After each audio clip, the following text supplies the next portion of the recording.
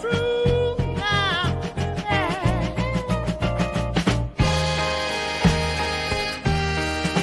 I'm here to speak and make it clear. I'm sorry, y'all, for all I've done, but I'm not the only one. In a dark place, I told some lies, but I'm not the only one. We all got secrets under the sun.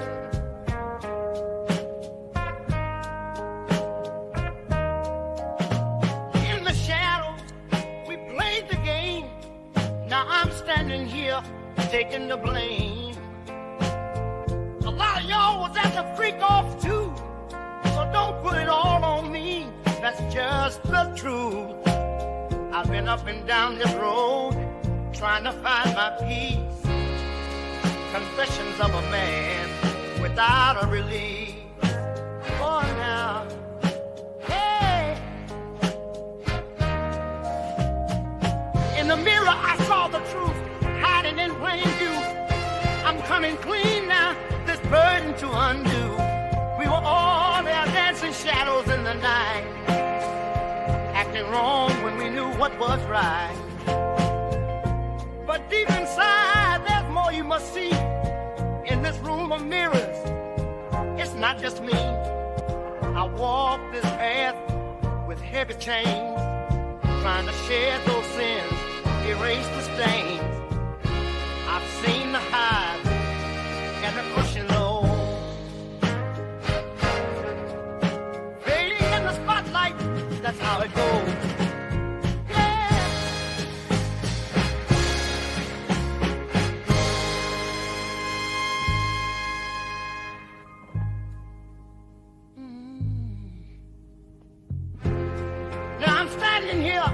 On my sleeve, trying to clear the air, let the demons relieve. Every wrong turn and every mistake led me to this moment, let my soul quake.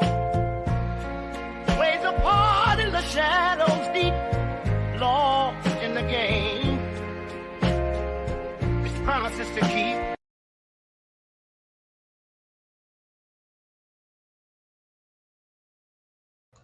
Hello, everyone. Thanks for tuning back in once again. Okay, we're back to continue on with Diddy's trial.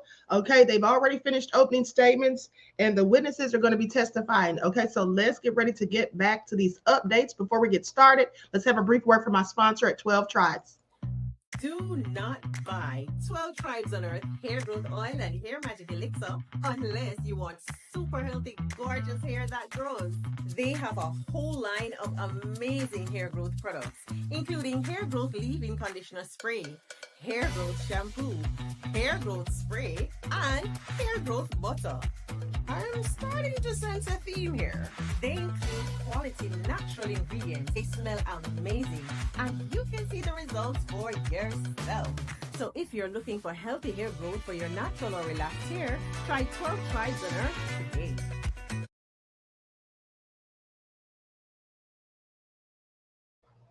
Okay, so don't forget you can purchase 12 Tribes hair oil at Etsy.com. Just look for Lisa Crafts. You can also find it at Walmart.com.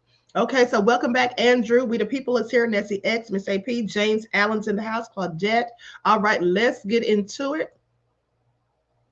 Okay, so Nina is here, Deronda. Okay, Auntie Leah, Nubian Cutie, it's Bree to you, Sheila. Okay, so let's get back into these receipts. Now, let me first of all go. Let me pull up that video. Hold on just a second. With the live coverage. Let me pull that up real quick.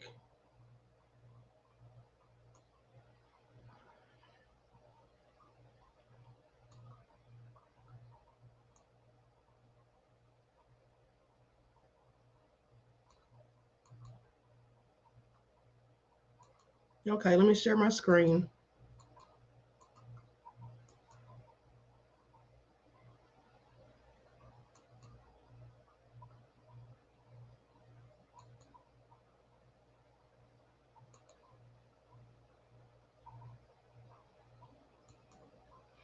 Okay, so here's what they have so far. Okay, so they say in the defense's opening statement, Sean Combs' lawyer argued.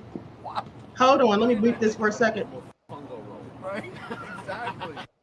Okay, sorry about that. Okay, so they say in the defense's opening statement, Sean Combs' lawyer argued that while he was responsible for domestic violence and jealousy-fueled disputes with former girlfriends, his conduct did not amount to the alleged crimes that are at issue in the trial.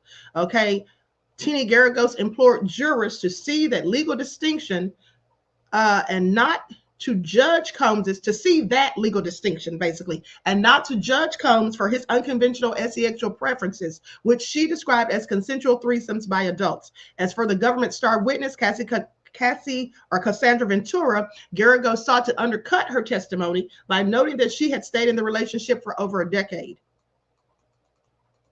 Cassie will just say that was out of fear. Please pay attention. Now, as soon as Sean Combs' federal trial opened in Manhattan on Monday, one of his lawyers acknowledged to a jury that the music mogul was responsible for domestic violence and had a bad temper, but she pushed back strenuously on the idea that his behavior amounted to racketeering and trafficking. Tania Garagos said that her client was a rug with a D user. Okay, he used illegal substances, that he was sometimes overcome by jealousy, that he had an unconventional sex life, and that he did grow violent, including in an assault of his former girlfriend, Cassandra Ventura. Okay, now the office prosecuting Sean Combs is led by Jay Clayton, who last month was appointed as interim U.S. attorney by the Southern District of New York. He had been nominated by President Trump for the job of the most powerful federal prosecutor's post in Manhattan, but his confirmation was stalled after Senator Chuck Schumer, the New York Democrat and majority leader, used a prerogative given to home state senators to block the nomination. Oh, interesting. Okay, so here comes another update. Says the government has called its first witness. Let's get ready for it. This is Israel Flores, a Los Angeles police officer who was a security guard at the Intercontinental Hotel in 2016. Sean Combs was seen on video assaulting Cassandra Ventura in a hallway at the hotel that year. Okay, so this is the first witness, Israel Flores. Okay, so let's see what he has to say. We'll get that information as soon as it's posted. And I'm willing to bet you $1 to a dime that Diddy's team is going to say that Israel Flores' testimony is hearsay. Okay, I bet you they're going to say it's hearsay because he's likely going to be testifying to what Cassie told him or something like that. Okay, so let's just wait and see. Let me look for other updates.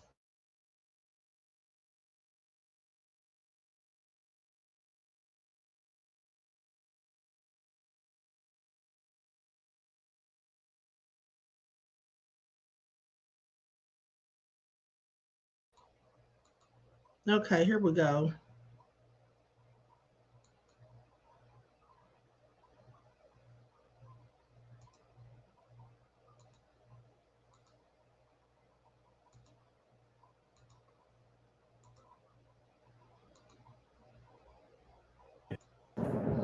All right, here we are, Matthew Russell Lee, Inner City Press. We're here at the break after the opening statements in U.S. versus Sean Combs. It was quite a process. Number one, there was the jury selection, and we'd been covering it last week, and we did sort of an extra you can find on Substack and extra subscribers about a juror that probably should have been stricken for cause. It's a UN staffer that basically works at the counterterrorism office, and that would work with U.S. law enforcement, which he then denied. In any event. The opening statements were quite something. It turns out it's a more stripped-down case, at least than I thought. The U.S. attorney, Johnson, talked about Cassie and Jane, which is a pseudonym, and also Ahmadiyyah and arson. Now, Tania Garagos, in her opening statement, said, this is just about private sexual behavior. They don't dispute that Combs can be violent and jealous, but that should never have been a federal case, and that the witnesses are all have their own interests, including filthy lucre, money. So we're going to see how it plays out.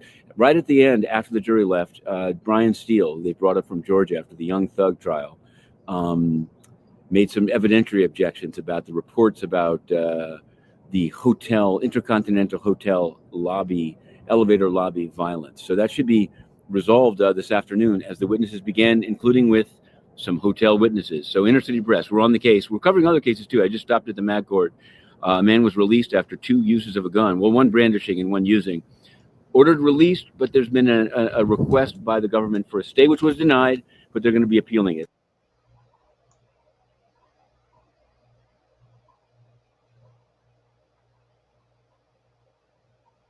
Okay, so 13 minutes ago, this is what they say. Okay, 1:22 p.m. They're back, or nearly all of them. The judge says in term of the objection. Defense says, we're still waiting for the defendant. Judge says, oh, sorry. Combs is then brought in. Judge says, 1 exhibit objected to, subject to U.S. laying the proper foundation. It is admissible. Okay, so they're bringing in evidence. Now, here comes Flores, the first witness. Okay, Flores. He says, there I recognize Sean Combs. He is there wearing a gray sweater. AUSA says, what was your title? Flores says, Assistant Director of Security. AUSA says, let me show you a photograph of the Intercontinental Hotel. Flores says, it's shaped like a pyramid. The judge admitted. Okay.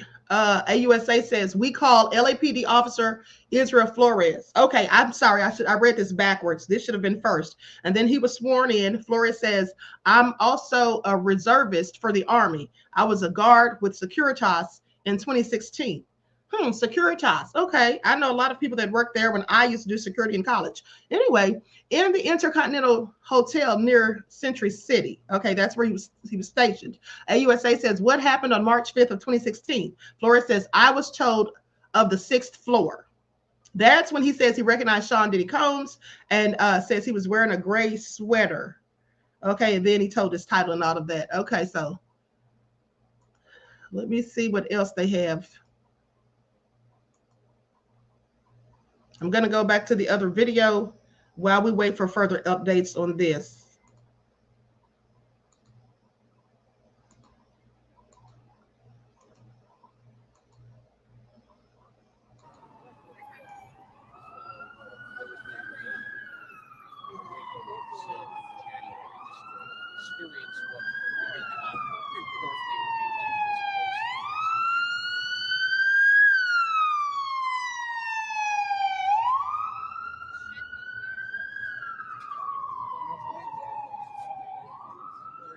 Yeah, no, that's a different story. Stakeout. Those are worse. And this sucks. This sucks when you're out in whatever condition like this all day. And the sun is today, but it is comfortable out there. This was like a July day. It'd be 7 with 90% humidity. The index would be. Okay, so before lunch started, Combs' attorney spoke to the judge about objections they had regarding evidence that the prosecution wanted to submit into evidence along with its witness. Comey told the judge that the witness is a security guard who worked at the Intercontinental Hotel who would testify to incident reports and personal observations following an incident between Combs and victim 1. Combs' attorney, Brian Steele, argued that the witness had no personal knowledge of the incident, and that includes speculation. Steele told the judge that the documents have prejudicial elements and doesn't believe they are trustworthy. The judge ruled against Combs' attorney and said that so long as the government establishes a foundation, the exhibits would be allowed into evidence. What he likely didn't want into evidence was those incident reports taken the day of that fight between he and Cassie at the hotel. Please pay attention.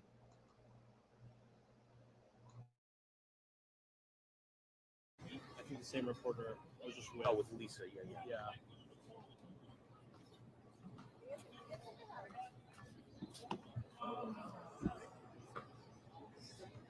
Yeah, that actually worked out very well. That we finished the New York 1 hit, and then she came. Then immediately they asked for an action. Classic New York 1. It's like, oh yeah, one photog, one reporter, all the work. All the work. Yeah. You're the power team. Do you get paid more? No.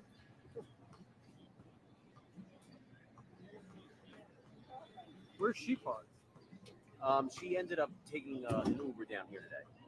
Oh, where's she going? In your car? No, I don't think today she will be, but Yes, and she does have her own car. No, I mean, where is she now? She's in court. Oh, she's inside. Yeah, yeah. Okay. Yeah, no, whatever. His reporter. Oh, right. I forgot what time it's Probably later today. Like in the 5 o'clock hour. 5:30. That's what matters. Yeah. He's so high profile. Right. I'll take a lot of time. Yeah, probably.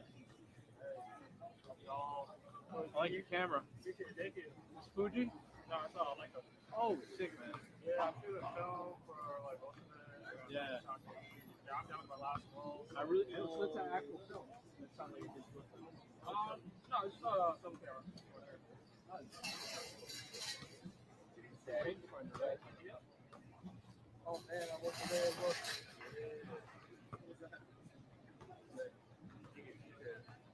How much is film these days? That depends. I mean, I'm shooting black and white, which is more economical. Color is starting to go up. You know, the whole tariff thing. I heard it. Yeah, I heard it's getting more expensive. It will.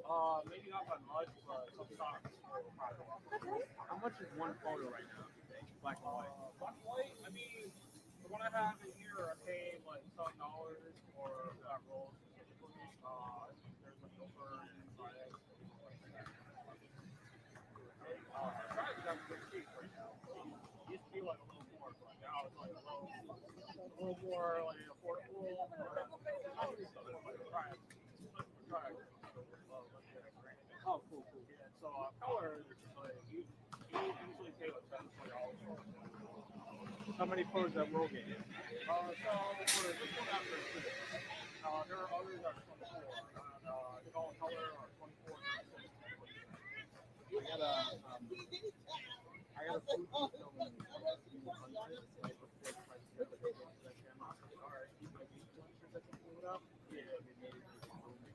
yeah, but I like it because it's not the same as these cameras, but you put one and it simulates color. Yeah, so that way it's like oh yeah, you get to look close to it. It doesn't ever reach the same as a film. I personally really like the film, but yeah, like I remember when XXP came out, I was writing that a lot, and nobody really cared for it because they really catch on to the whole race car thing. Yeah. When the pandemic hit, that's when it started getting hot on. I can't get one now, but I don't even care. I don't want to hang with it. Yeah. Oh, all right. Well, I'll leave you to it. I got it. Oh, no problem, man. I'll catch you later. Yeah, good. Yeah, bro. Hey, bro. Nice to meet you. Sure. Have a good shooting, man.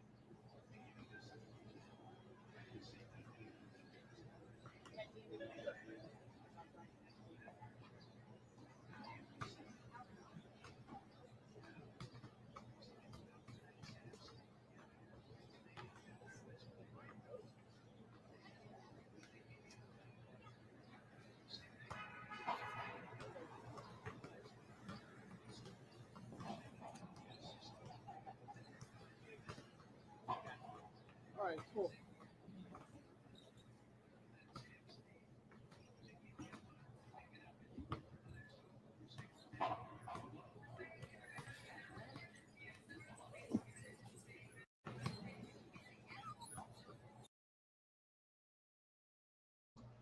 Okay, so here's another update.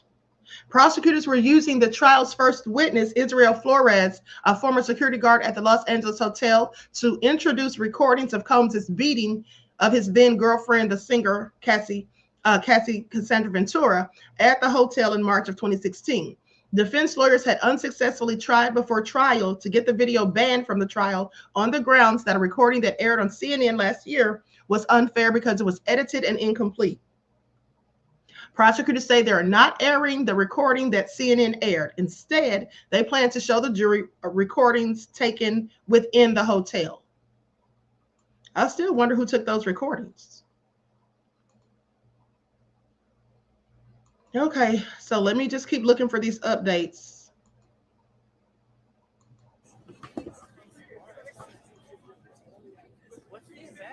Diddy.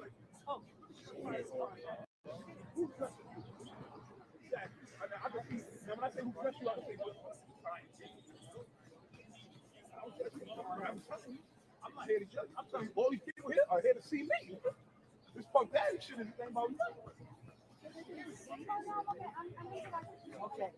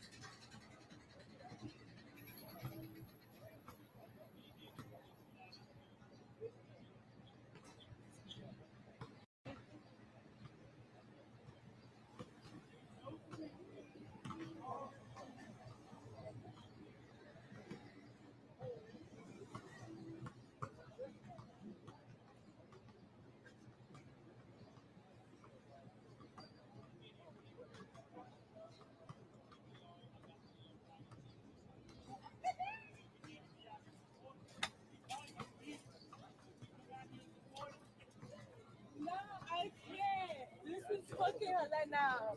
This is not real life.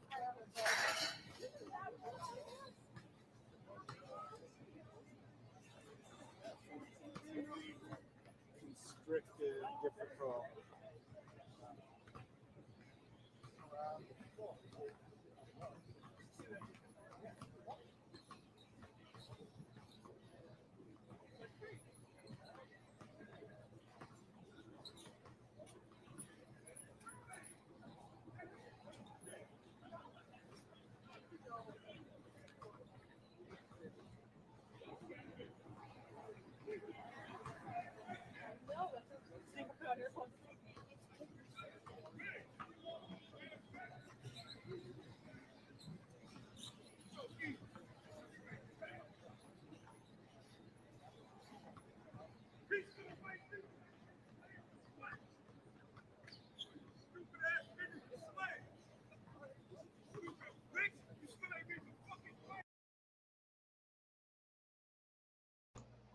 quiet out there being so ghetto with all that cursing.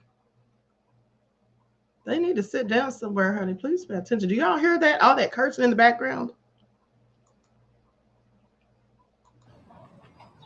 In the name of Elohim, Allah did it.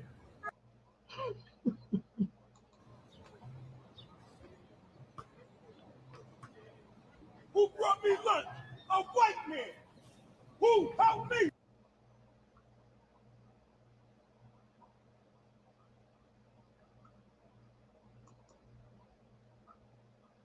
Okay, some of y'all must have sent y'all's ghetto cousins up there. Is that Pookie and Ray Ray? Because that's what it sounds like. Andrew says, no, I can't hear it. Not loud enough.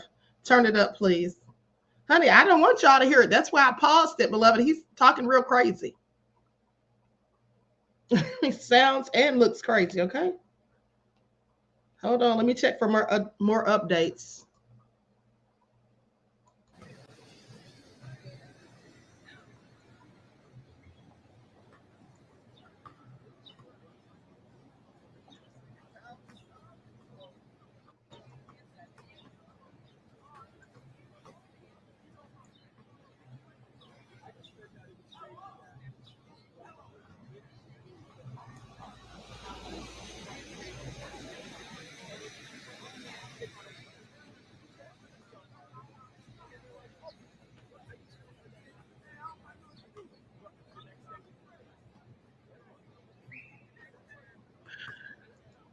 Sandra said that's her cousin Tay Tay.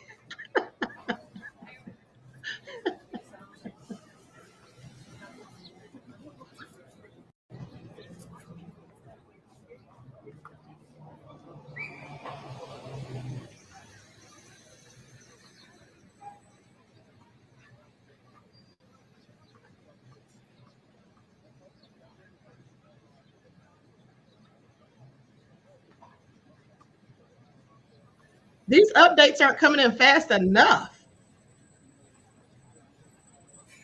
Andrew says, Queen, don't you know we all love a bit of crazy? That's why we're here. I know, right?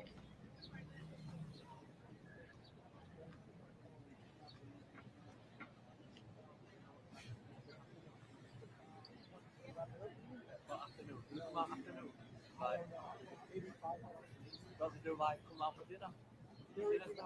Oh, right, yeah. Oh, no.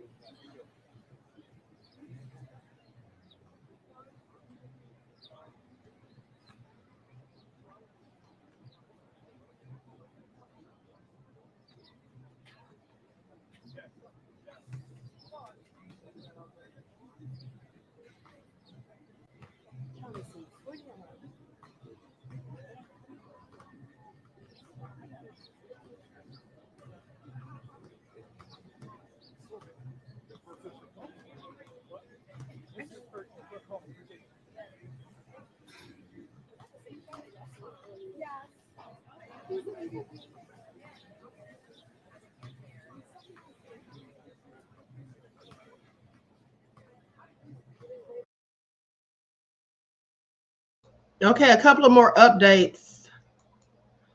Okay, let me see here. AUSA says, what did you see on the 6th floor? Now, she's talking to Israel, the police officer Israel Flores, who was then the security guard. Flores says, Mr. Combs in a towel and some like colored socks. He's a rapper, producer, and Cassie on the floor. AUSA says, let me show you photos. Combs in a tuxedo, and in a separate photo, Cassie Ventura smiling. Okay, so apparently that's what she showed him. AUSA says, what did you tell them? Flores replies, that is they were arguing. They've had to take it back to these room and take it back to the room, and that the broken vase would be charged to the room. Cassie said she wanted her phone in her bag. Cassie wanted her phone in her bag because she was ready to get the hell up out of there. Okay.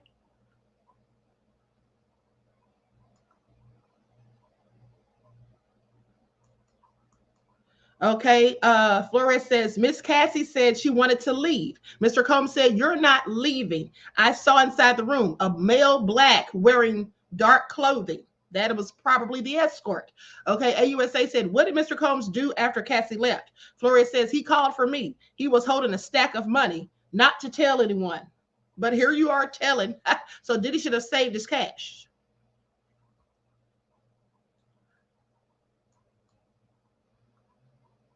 Okay.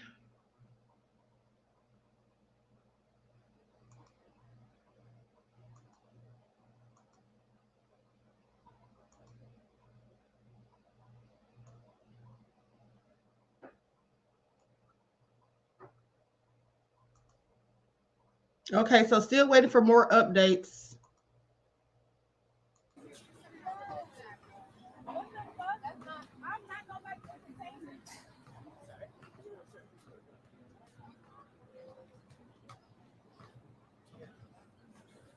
Hey, what's going on today? What's that? Oh, okay.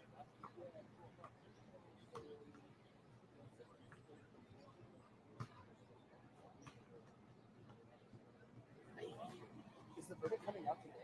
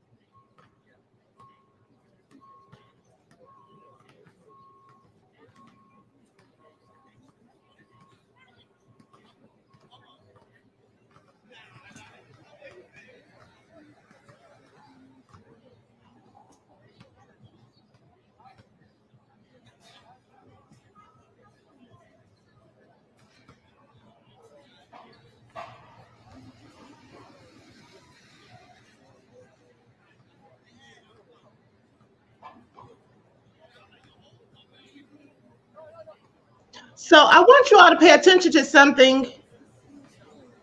I don't know how much of an impact this is going to have, but the witness just testified that Cassie actually left. That she said she wasn't going back into the hotel. She wanted to get her bag and her phone, and she left. Okay, so she was allowed to leave, which we already knew that, but I'm just saying that he testified to it. Okay, still waiting for more updates. Let me see here. I mean, that's not going to help Diddy too much, but Roddy said, hope nobody pulls a Brian Nichols. I hope not. Above all that drama, said what? Nobody's out there dressed as a bottle of baby oil?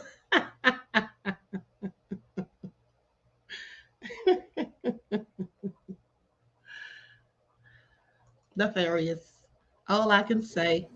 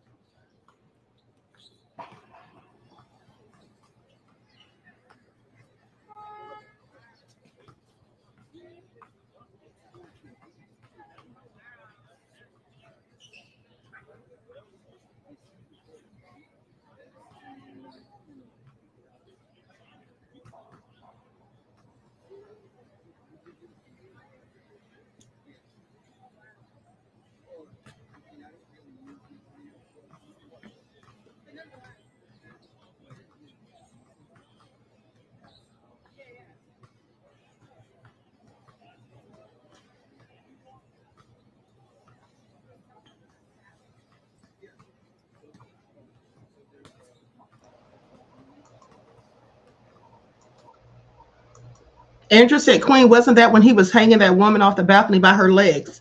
I'm not sure what you're talking about. You mean we're talking about right now, the incident when he and Cassie were at the hotel. That's what the officer is testifying to. Now they are going to mention something about that balcony incident. That's definitely going to be brought up, but I don't know what they're going to say about that exactly, or when they're going to bring that into evidence, or it's going to be testified to. I'm not sure.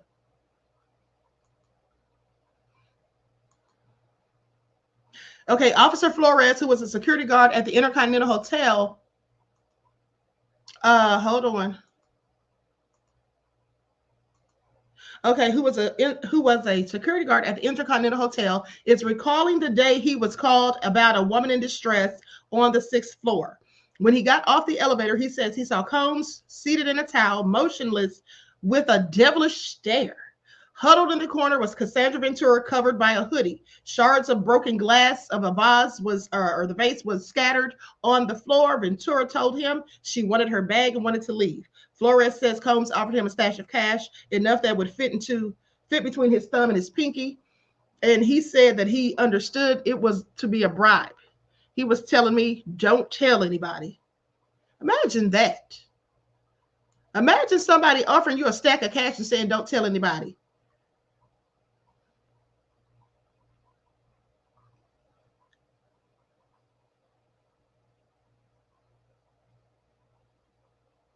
Okay, Mo says he said he saw a black male wearing black clothing. Does that along with her freak off story? Well, it does go along with her freak off story, because she said that there was somebody else there because they were having the freak off. Now, she didn't say what the person was wearing, but she definitely said that somebody else was in the room. Okay, so Miss AP says, did I hear something about them mentioning Kid Cudi's car being blown up? Yes, they did say something about that. And that is supposed to be also, my source says that likely Kid Cudi is going to testify to that. Okay, that's speculation so far. Above all, that drama said, but he's on the stand telling. Yeah, that's what I said, okay? That's exactly what I said. Diddy could have saved his money. Okay. All right, so anyway, still waiting for more updates.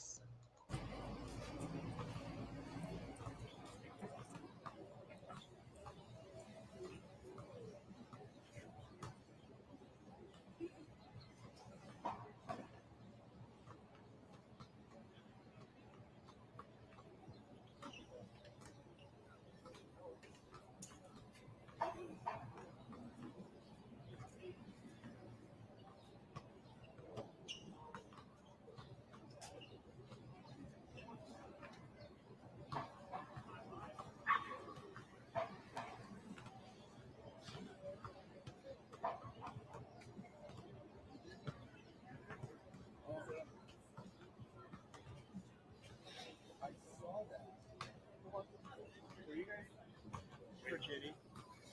Diddy's in court. Yeah.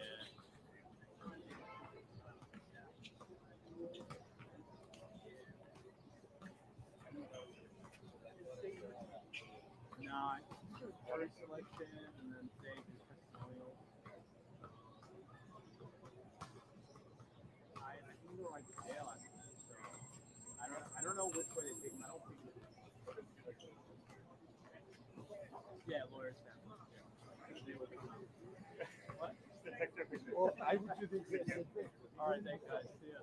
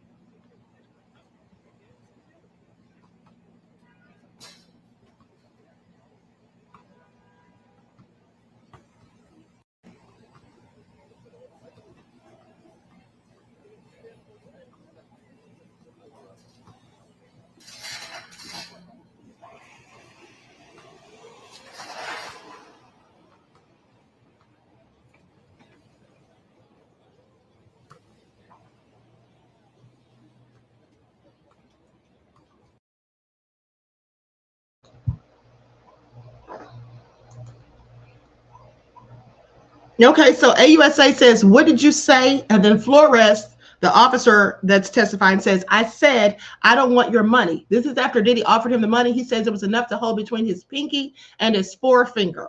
Okay, so that doesn't sound like 100,000 to me. But anyway, he says, I said, I don't want your money. The damage is going to be charged to your room.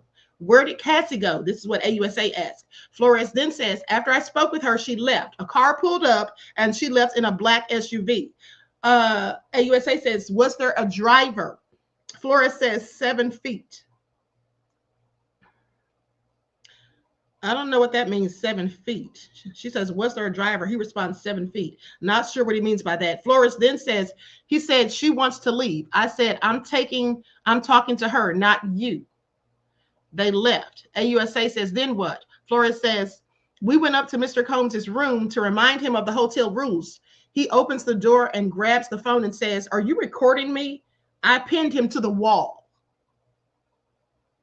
Flores says he pinned Diddy to the wall, honey, because Diddy grabbed his phone and said, are you recording me? Flores said, not today, Diddy. Ain't nobody scared of you. Y'all hear this?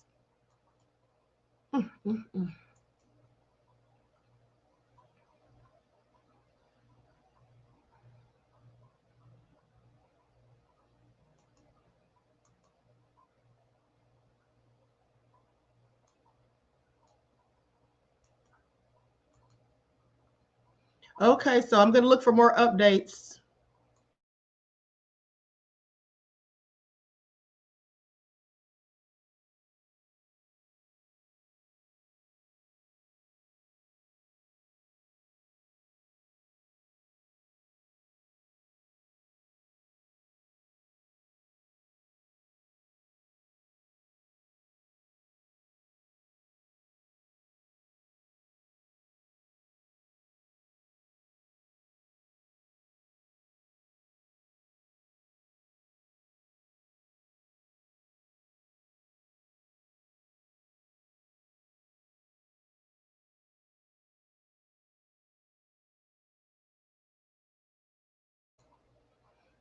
Okay, so Officer Flores, a security guard at the Intercontinental Hotel in 2016, said he saw Cassandra Ventura when he recalled, or who he recalled, had a purple eye. Okay, she had a black eye. Saw her leave the hotel in a black SUV. Then he and the hotel's front desk manager went up to Sean Combs' room to remind him of the hotel rules. Flores said Combs grew upset and grabbed the desk manager's phone when he thought the manager was recording him. Flores testified that after Combs grabbed the phone, he pinned him to the wall. Okay, so that's just more of the same. Now, mind you, as I told you all, some of this may be repetitive because I'm going to different outlets to get these updates. Okay. So they're basically going to be saying the same thing, but the same things, but sometimes they'll give different information. One of them may type more information than the other because they can't type everything, of course.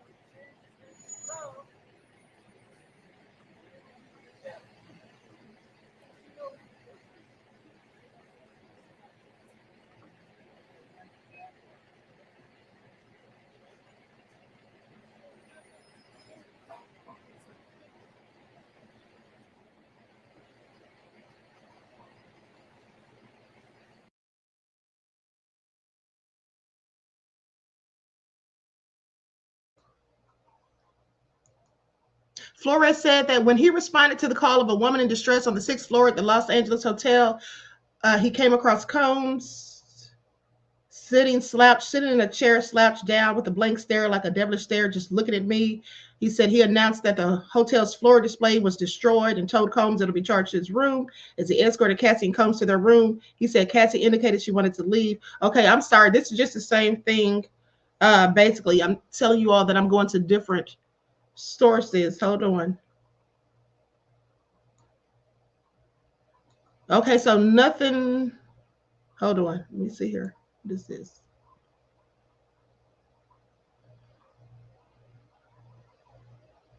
Okay, so Flores says, I took photos of the broken vase to tell them to come clean it up. I went to write the incident report. AUSA says, is this it? Flores says, my report with my name on it. Defense says, same objection. Judge says, noted. AUSA says, then did you review the video? Flores says, yes.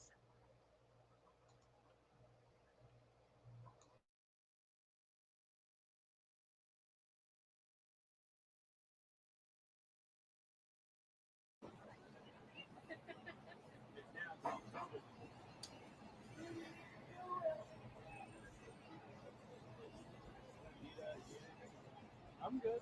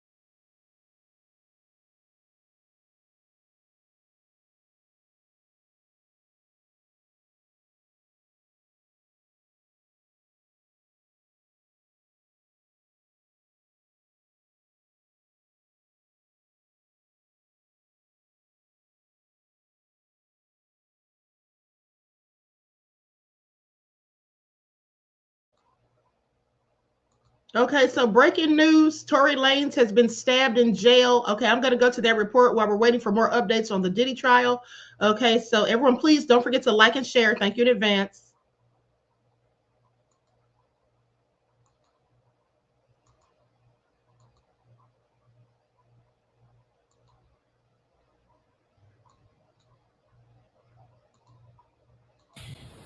Good evening. There was mixed reaction to the outcome today. Prosecutors were seeking 13 years behind bars, but in the end, the judge handed down his sentence, 10 years behind bars.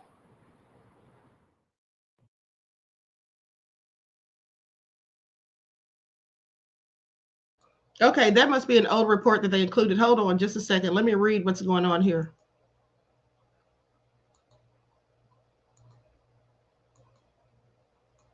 Tory Lanez stabbed in prison, according to reports. Rapper Tory Lanez has reportedly been stabbed at a California prison. Lanez, whose real name is Daystar Peterson, is incarcerated at the California Correctional Institution in Tehachapi after his 2020 shooting of fellow rapper Megan Thee Stallion.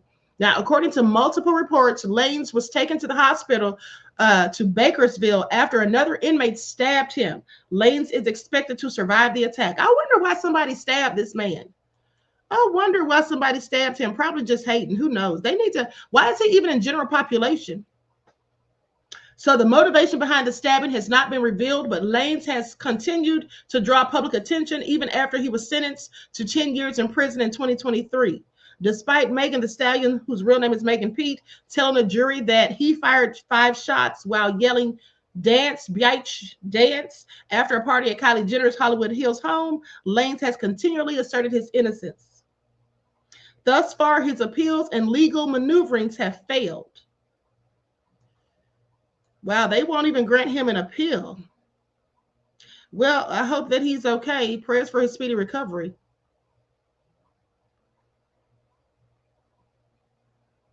Okay, so let me see if they have anything else on that while I check for more Diddy updates.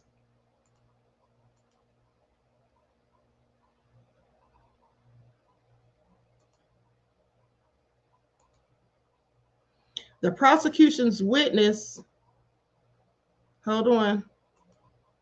Let me make sure this is the same thing.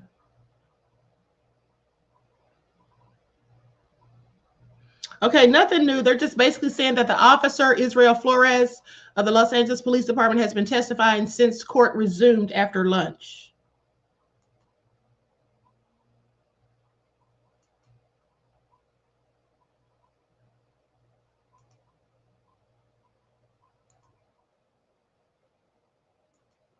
You all please be patient because I'm multitasking, okay? I'm going back and forth to different sites.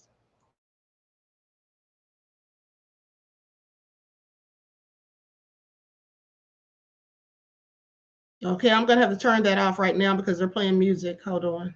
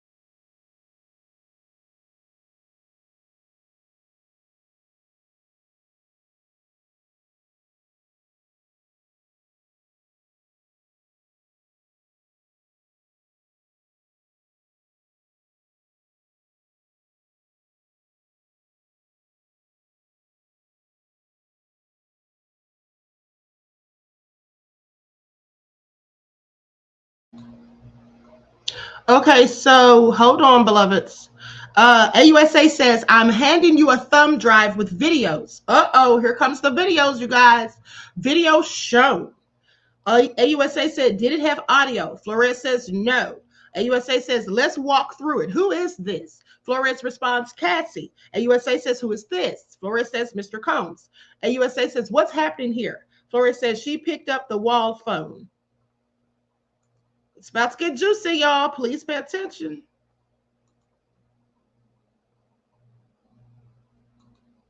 I'm gonna have to get down there. I can't take it. It's too much suspense. Okay, I'm just gonna have to fly out there.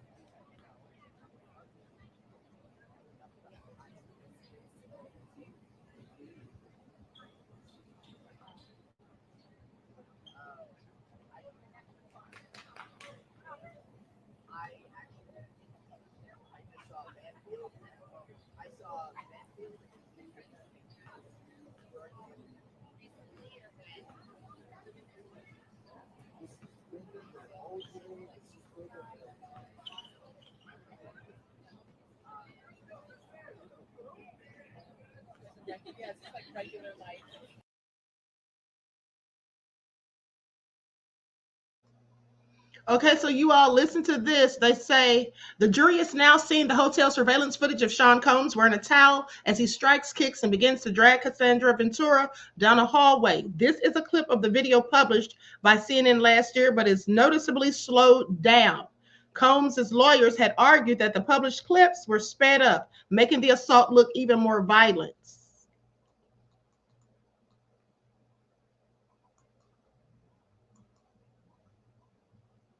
Whew.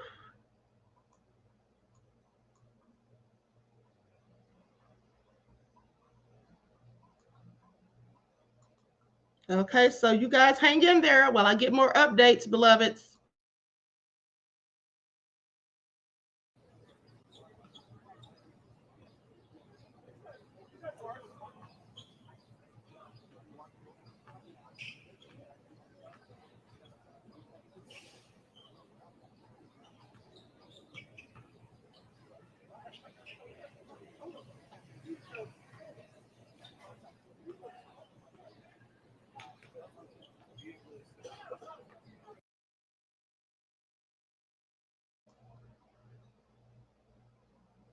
Okay, so this is what my source just sent me.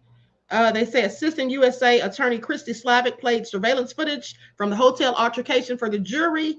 The footage shows Cassandra Ventura in the hotel hallway in front of an elevator, putting on a pair of shoes. Sean Diddy Combs comes behind her in a towel and yanks her to the floor. He kicks her as she lies on the ground, then grabs her belongings from the ground and drags her back toward the hotel room. Soon after, Cassie comes back out into the hallway and is seen using a hardwired phone on the wall. Okay, honey, this is all nefarious. Hold on. Stephanie said slow motion will make it look worse. I mean, that's what I was thinking, okay? That's exactly what I was thinking. Let me see here. Likes up, everyone. Please don't forget to like and share. Thank you, beloveds. Okay, so anyway, honey, I'm reading my text messages. Hold on. Okay, the phone she used was connected to the hotel's instant services. Officer Israel Flores said.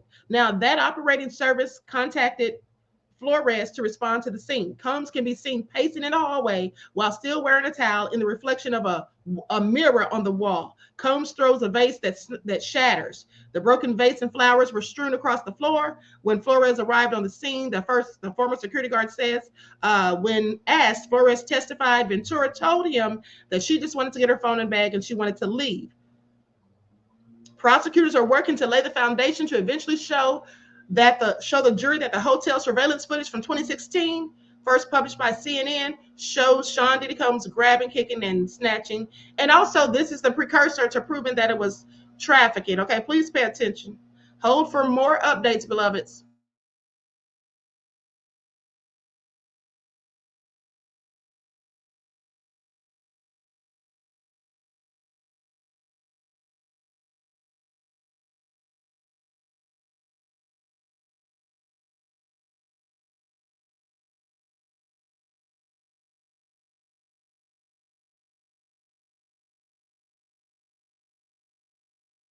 Okay, so I don't know if you all can hear that noise in the background. That's the landscapers outside. Okay, so here is the latest updates. AUSA says, what did you find when you got there? Flores says a broken vase. AUSA says, what is at the end of this video? AUSA says, me coming out of the elevator. AUSA says, let's pull up the incident report again. Flores says, here we reminded him that the checkout time was approaching. Honey, they were ready for Diddy to leave after all his shenanigans.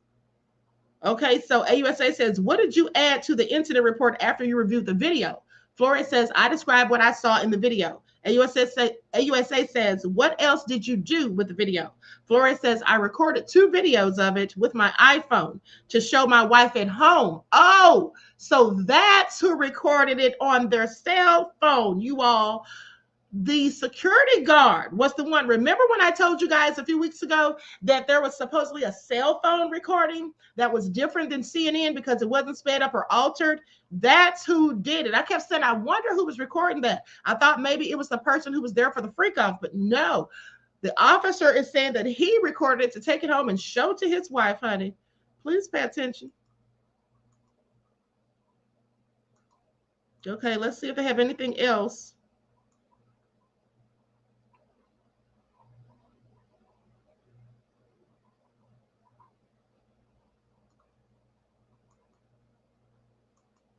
Okay, so hold for more updates.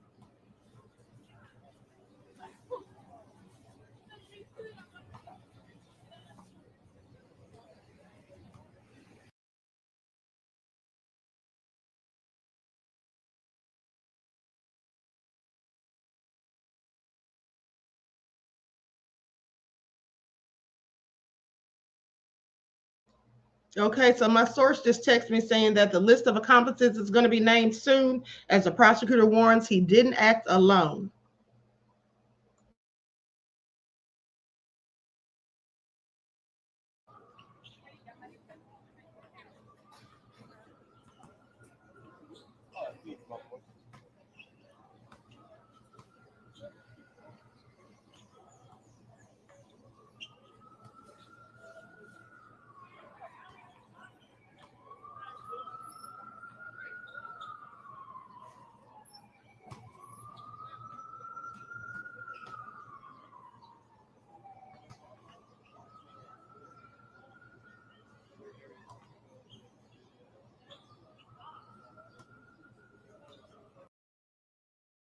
What if you could do all your SEO in one tab?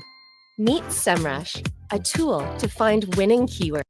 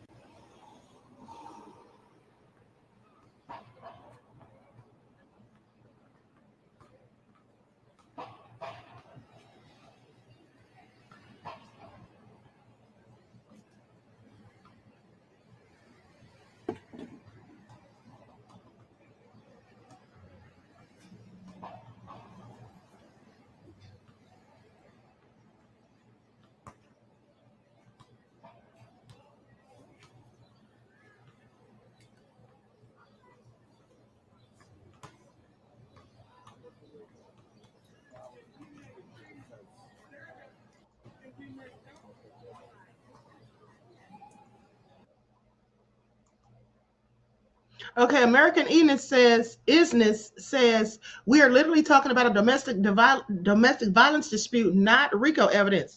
Well, so far that's all it sounded like, but we'll see how it goes because the feds say they have their information. Okay, but yeah, so far it is just given domestic violence for now. Okay, which is very interesting.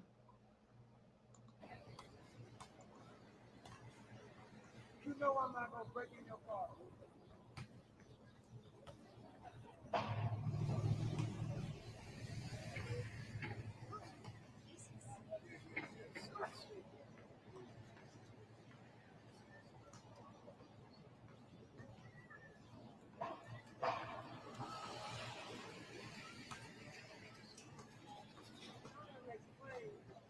Anywhere near the area to how they make government, you white folks, you white boys are dead.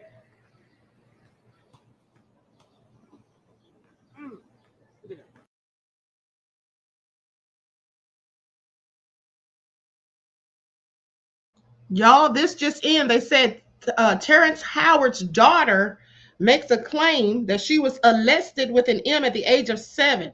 I don't know who she said did it, but hold on. Let me see if I can find this all out while we wait for more updates. Stay tuned.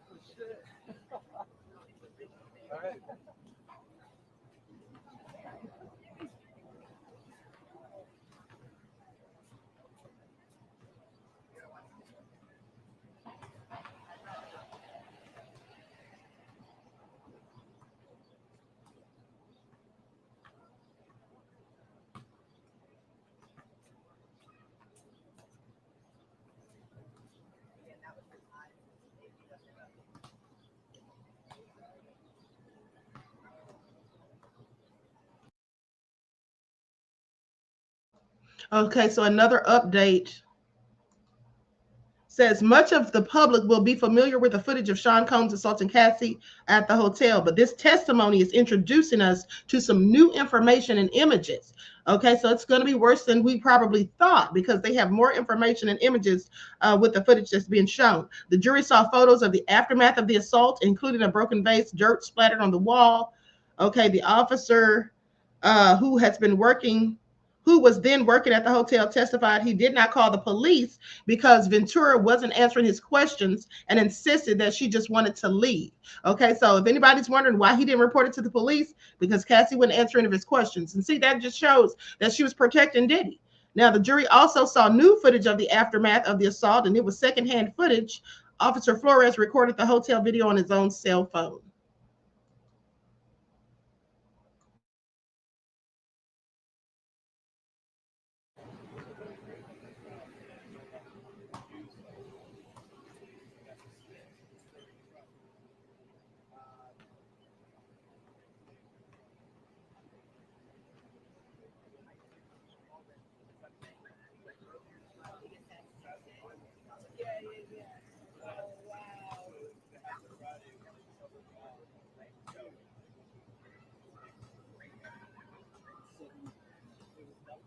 Literally nothing. I remember that. I remember being like, that even happened. Shit, I might call Burn.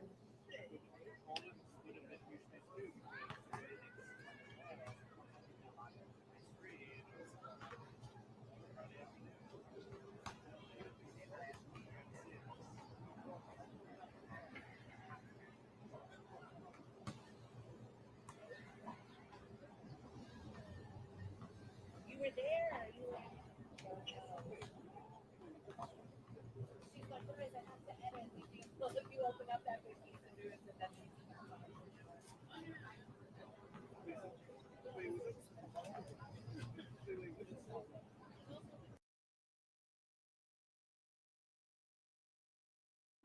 Okay, so the officer also testified saying that Cassie left for a brief moment. She was wearing an oversized black hoodie and jeans.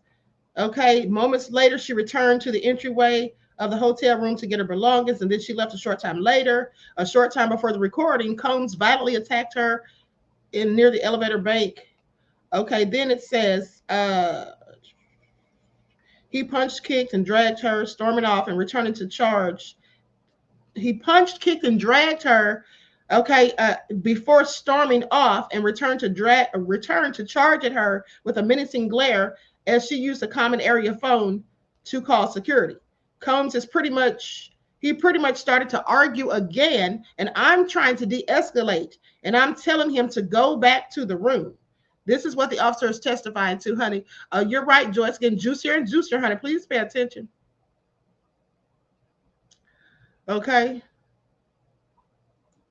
American Isness says this is not a domestic violence case. Everyone needs to step back. Well, here's the thing, beloved. It may not be. But again, I've told you all a myriad of times, knowing something and proving it's two different things doesn't matter. At the end of the day, the bottom line is who can prove the case. If the defense is saying it's domestic violence and the prosecution is saying that it's trafficking, then the jury is going to have to decide between the two as to who they believe. Right now, it's only proving domestic violence. It's not saying anything about trafficking thus far. That's all it sounds like is people get into a fight. Okay, we're going to have to wait to see what evidence comes in afterwards. Because right now, that's all it's given is domestic violence, like the defense is trying to proclaim.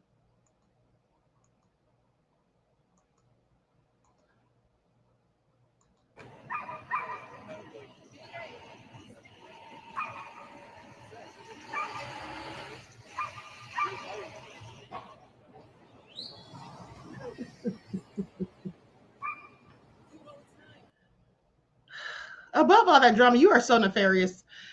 Saying that I think the feds misnamed this case. It's not a RICO, more like a FRICO for all this freakiness. Okay, it's clearly nefarious. Okay, anyway, hopefully the victims get justice, honey. Okay, because right now, it's not giving much. Okay, but let's keep tuned. Just stay tuned in. I'm gonna look for more updates.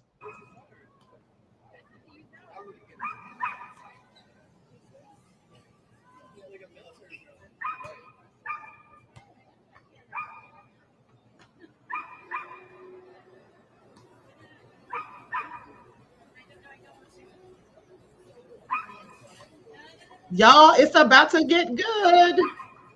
It's about to get good, you guys, because now comes the cross-examination. And who's doing the cross-exam is none other than Brian Steele.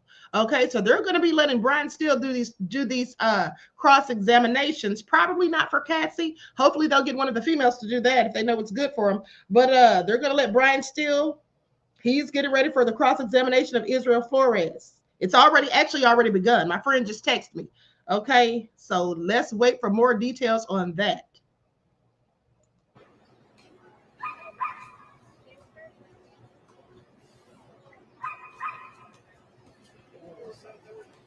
Okay.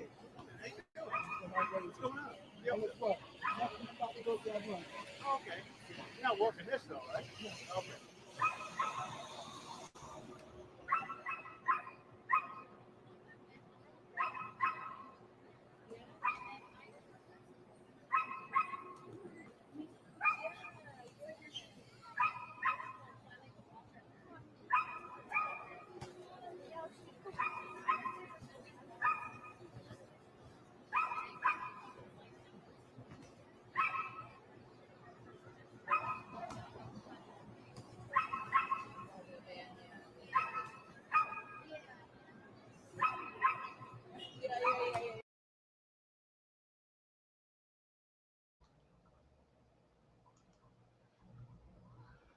Okay, Steele says, Attorney Brian Steele says, you mentioned that when you get off the elevator, 11:14 or 11:15, you describe Mr. Combs as having a devilish expression on his face.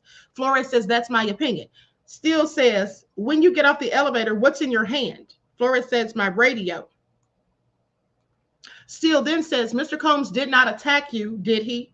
Flores says, no. Steele says, and was there any law enforcement involvement? Flores says, no. Steele says, you videoed for your wife and kept it, right? He says, I did. Steele says, but never was law enforcement called. Flores says, they were not.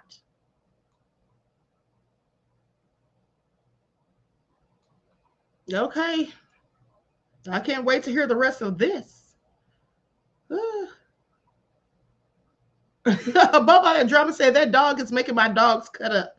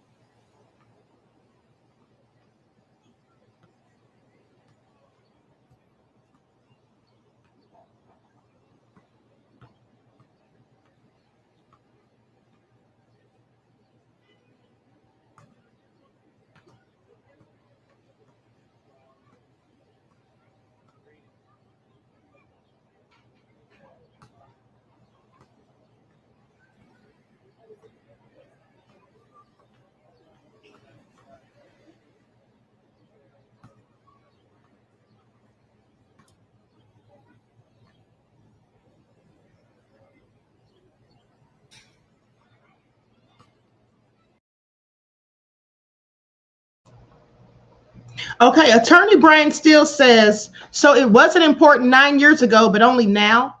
AUSA says objection. The judge says overruled. Flores says, I did not put in the report at the time. Oh, so what happened was he says that Diddy offered him money or what have you. And then so Brian Steele says, okay, but the vase, you said the vase was broken and that was going to be charged to his hotel room, right? And then Flores says, yes. So Brian Steele says, well, how do you know the money he offered you wasn't to pay for the vase?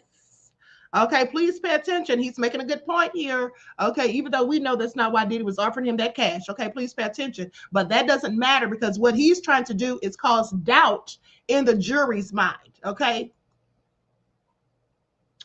So then Steele says, the gentleman you say you saw in the room, you described to the jury things not in your report. Flores says he didn't engage. Steele says, why didn't you ask him his name? Flores says he wasn't talking to anyone. He wasn't talking to no one. Steele says, did you tell anyone at the time? Flores says, no.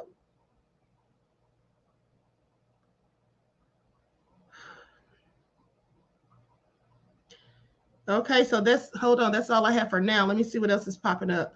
Okay, here's another update from a different source. Officer Israel Flores is now under cross-examination by Brian Steele, a relatively new addition to Sean Combs' defense team, who gained national prominence by representing the rapper Young Thug at his racketeering trial in Atlanta. Steele is questioning Flores, who was then working security at the hotel, about why he didn't include certain details in his 2016 incident report during today's testimony. For example, Flores' observation that Cassandra Ventura had a purple eye was not in the report.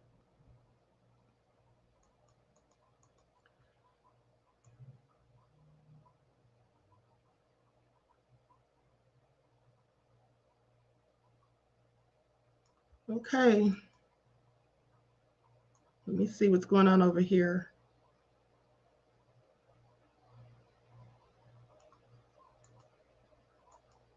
Okay, so stand by for more updates, beloveds.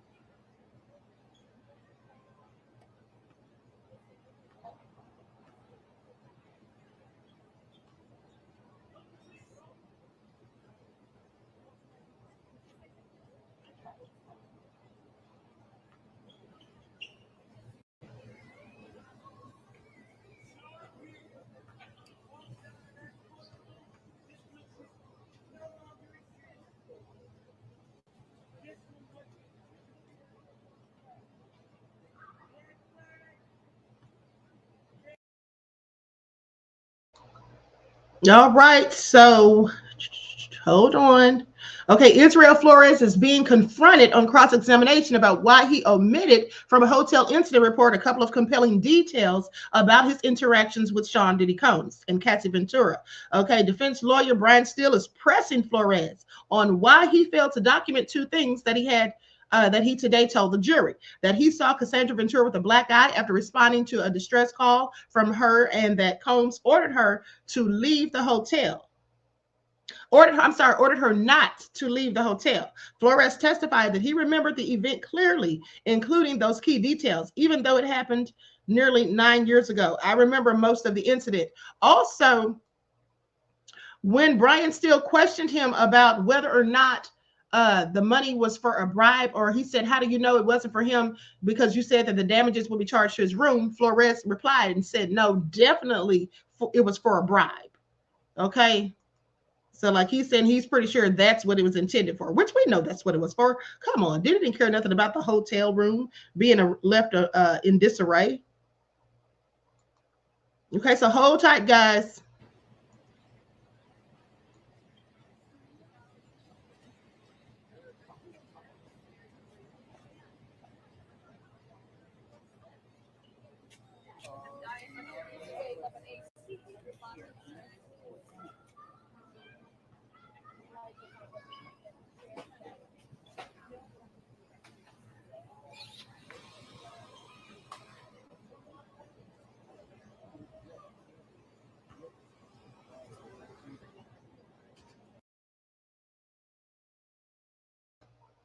Okay, so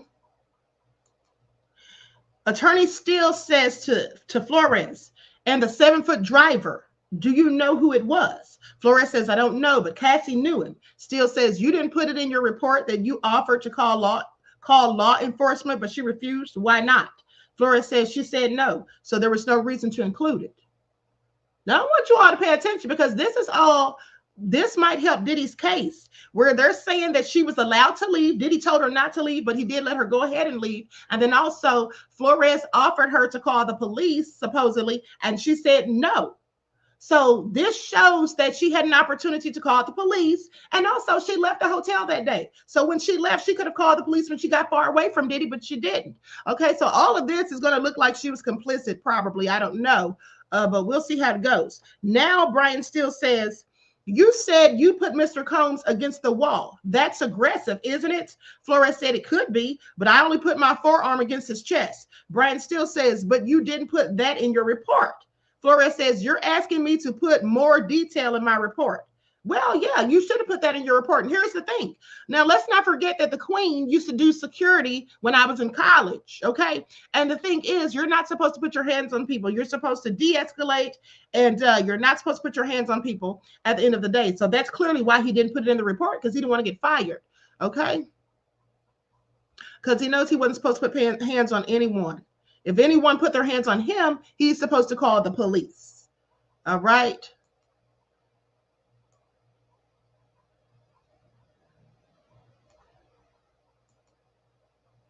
Okay, so let me keep digging for the details and check my phone real quick to see if my friend has texted me back. Hold on.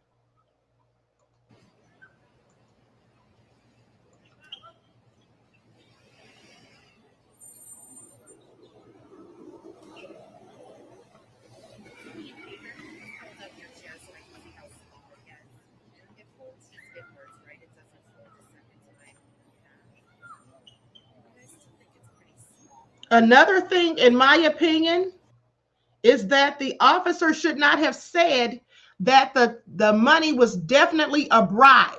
How could he say it was definitely a bribe unless Diddy said to him, this is a bribe, or unless Diddy was saying, here, take this and don't say anything or whatever. Now, he did say, Diddy said, don't tell nobody, okay? Or basically, he felt like Diddy was telling him not to say anything. I don't know if Diddy verbally said that, but he said that's how he took it. Okay, so if he wasn't for sure, even though that's what he thinks, he should not have said the word definitely. He should have said, in my opinion, it was for a bribe. He should not have said definitely. Okay, please pay attention. It's very important how you word these things, because with a team of defense attorneys like Diddy has, they can tear you apart on the stand. Okay, So James Allen says, I think Cassie knew even if she did all of that, Diddy still would have got to her. Well, here's the thing. That's not what she thought, I don't think, because she left him in 2018 with a trainer that he introduced her to. So was she really that scared of Diddy that she was dating someone that he introduced her to? And when she left in 2018, did Diddy come back and get her? Okay, that's all going to be speculation. That won't be facts. Star Child says, what about taking a video of the footage? He wasn't supposed to do that either. Of course he wasn't supposed to do that. So it's already showing that he doesn't have good credibility, in my opinion. Okay, him saying that he snuck and recorded the video when he was working at the hotel, that's clearly unethical. It shows at the very least that he's unethical. Second of all, the fact that he also is now saying things that were not included in the incident report. Now, why didn't he include those things in the report? Likely because if it is true, then he may have gotten in trouble for those things. Okay, so yeah, this is not really good about his credibility as far as I'm concerned, and I'm sure the defense is going to lay into that. Okay.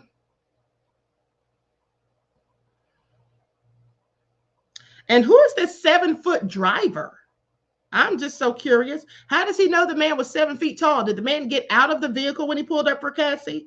It doesn't say thus far, but I wonder how he knew how tall this person was, or what made him suspect that they were 7 feet tall. Okay, now it says, Brian Steele says, do you remember the layout? Flores says, no, just a corner room. Steele says, was it normal? Was it a normal hotel room like I would stay in, just one room? Or did it have a living room? Flores says, I don't know. Steele says, the third party. You said he was on the bed. Flores says it was a pullout.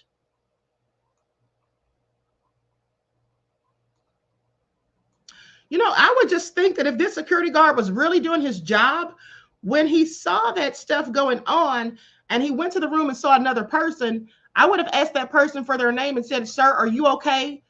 Because Cassie clearly was in distress. So I would have asked him, sir, are you okay? Is everything all right? You know, or whatever. Do you need to report anything? Do you want to leave? I would have just asked that person a few questions.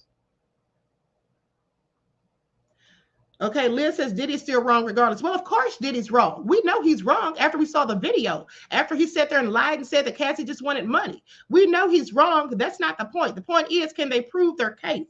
That's what we're hoping for. Okay, we pretty much know that Diddy is dead wrong at the end of the day. But the bottom line is, does the prosecution have enough to win their case? Okay, we just hope so. All right, so anyway, stay tuned for more updates.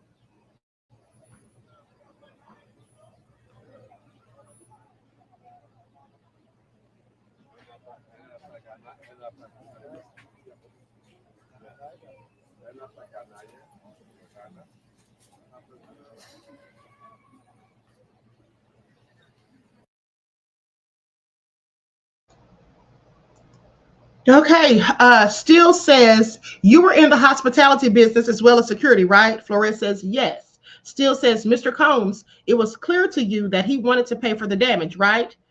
AUSA says, objection, cause for speculation. Well, here's the thing. It does call for speculation, but that's what I just told you what he's doing. The officer who was then a security guard is speculating. He doesn't have proof of that. So of course it's speculation, but he's already testified to it. So therefore, Brian Steele, upon cross-exam, does have a right to question him further on his speculation. Okay, so with that all being said, she calls for speculation and the judge doesn't overrule it. He just says, ask in a different way. Okay, because he does have a right to ask him that. Bottom line. Still says it can be embarrassing for a guest. AUSA says objection. Judge says sustained. Okay, because yes, that's speculation for him to say that it can be embarrassing for a guest. Okay, so Still says 1 moment. Then he says nothing further. Judge says redirect. AUSA says, did you typically include every single detail in a report? Flores says no. AUSA says, did he seem drunk or high? Flores says no. That also calls for speculation. I find it interesting. Pay attention. I find it interesting that the defense or that the prosecution is calling for speculation, objecting from Brian Steele's questioning, his line of questioning since speculation. But what she's asking also calls for speculation. She's asking the officer, did it seem that he was drunk or high? Well, he doesn't know that. He's not an expert. And also, he didn't take a breathalyzer. So that is also speculation. Please pay attention. Okay, at the end of the day. And I'm quite sure the jury's taking note of all of this. Okay, so then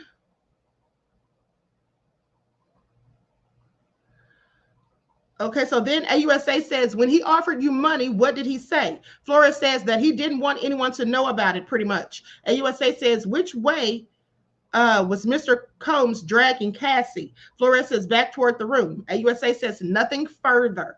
Okay, so they may be done with him. And here's the thing, though.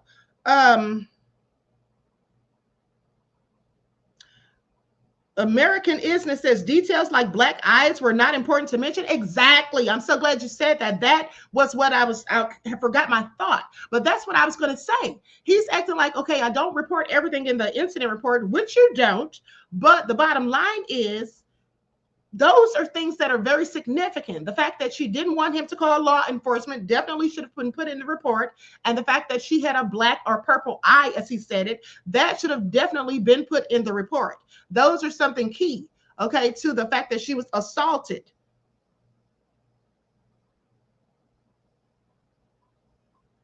Okay, so...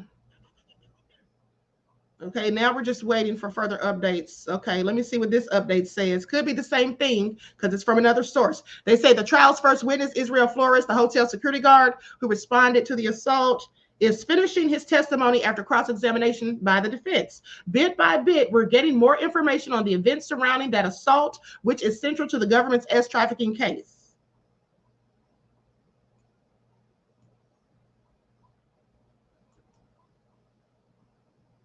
Okay, let me go to another source real quick.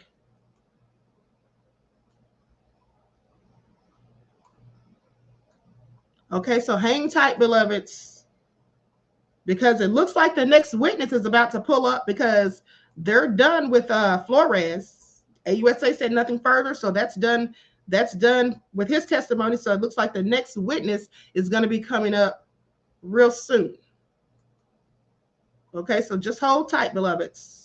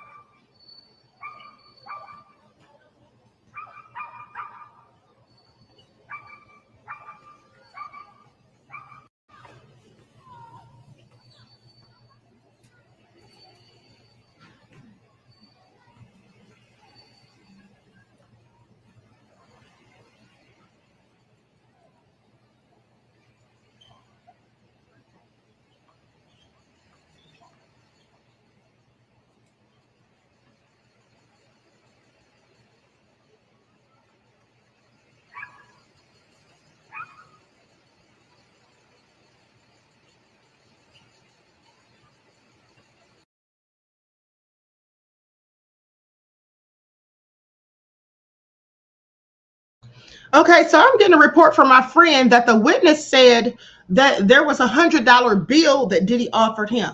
Now, at one point, he said a stack of cash, but he also said $100 bill is what Diddy held up for him, which is what he's saying was a bribe. Now, if it was $100 bill, that would make sense as to why Brian still assumed or alleged that maybe it was for payments for the damage. Okay, stand by for details.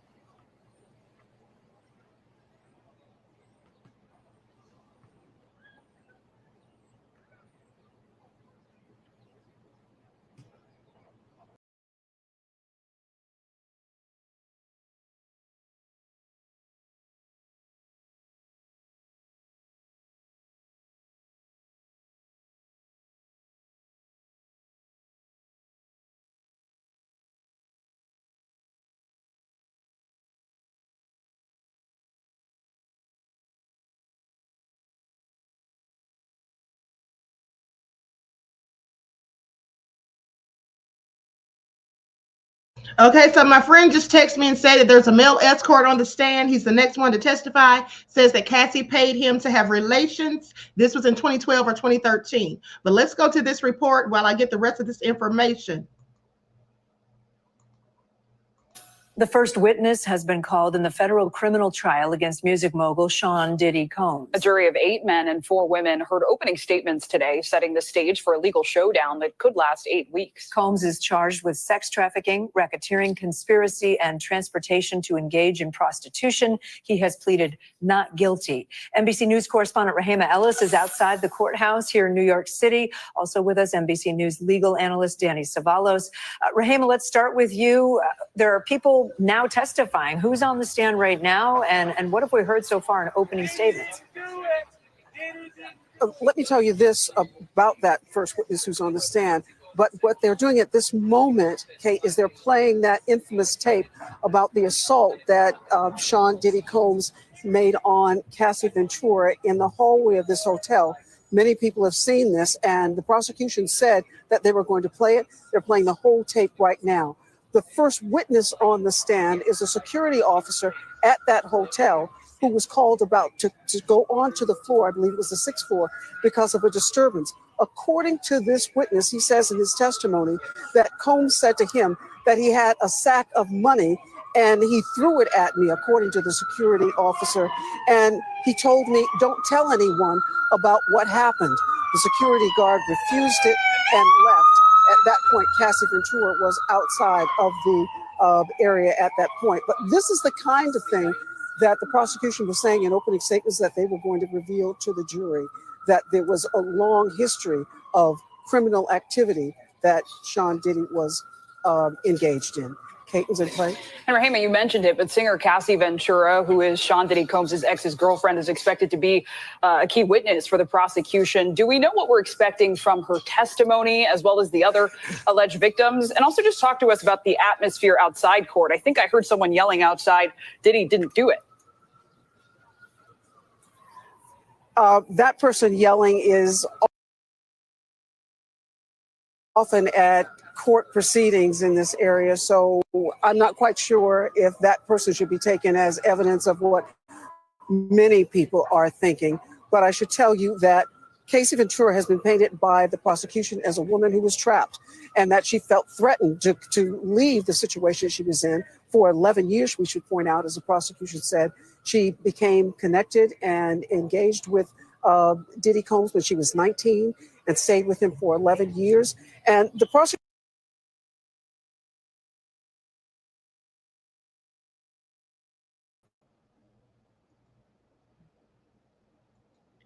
Okay, I'm sorry, guys. I didn't mean to have both of those videos playing at the same time. I hope you all could hear that. My apologies. I'm doing too much. I'm multitasking, okay? So here's the thing.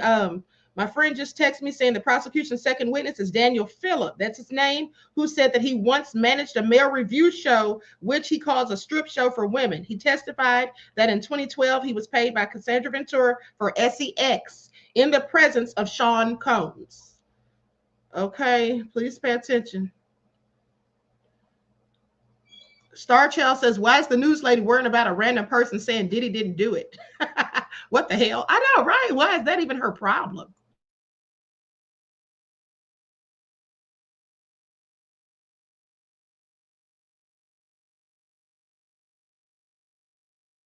The prosecution also says she loved him and felt that she was trapped because she had engaged in sex with him and with escorts, and that he had threatened her that he would reveal this information, and therefore she didn't know what to do. The defense paints a very different picture, saying that Diddy is innocent of this. They told the jurors that he was someone who was violent and very jealous. They said it was domestic violence and not the charges that the federal government has accused him of. Clay and I love you too, Reggie. Please pay attention. Okay, I love you too. Okay, so listen to this. Okay, let's get back to this. And I'm digging for these updates, honey. Y'all pay attention. Okay. Rahema, thanks. Danny, let me bring you in. So just big picture, what do you think both sides are trying to accomplish on this first day? Well, the government in its opening statement went in a direction I expected they would go in, which was basically this. Ladies and gentlemen of the jury, this is not about the government's intrusion into Combs's private sex life. This is not about strange sex or anything like that. This is about actual crimes. And the defense did exactly what I expected, which is a version of, you may conclude that my client is a bad guy. You may conclude that he committed assault or other state crimes that he's not charged with. But as bad as you think he is, that does not mean that the government has met their burden to prove each and every element of these federal crimes. That is what they said in their opening statement. No surprise there. That was always going to be their theme. All right, a lot to track on this one. Rahima Ellis, Danny Savalas, thank you both very much.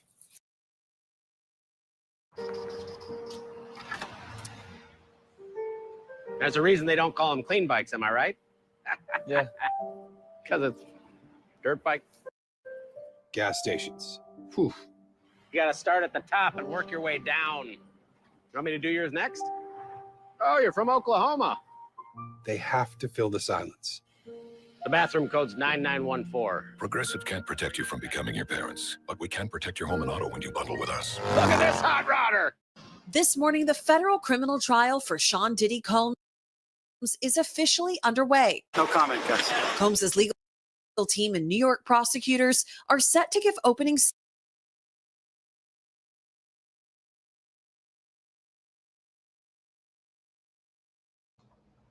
Okay, so here's an update from CNN.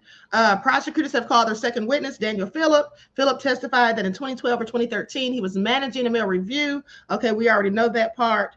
Then Phillip said his boss asked him to go to the Gramercy Park Hotel for a bachelorette party, and he thought he was just going to do a little strip tease. But when he arrived at the hotel around midnight, Ventura was the only one standing in the doorway.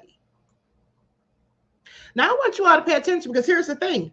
The jury is going to be tasked with deciphering or determining whether or not they believe that Cassie was complicit, of course, because when these S workers are going to be saying that she was the one that hired them, she was there with the money or whatever, and then in this case, he's saying that Cassie was the only one waiting for him, they're going to have to decide, okay, was Cassie voluntarily doing some of this stuff, or was she forced? And a lot of this is going to depend on, in my opinion, the testimony from the S workers. Okay.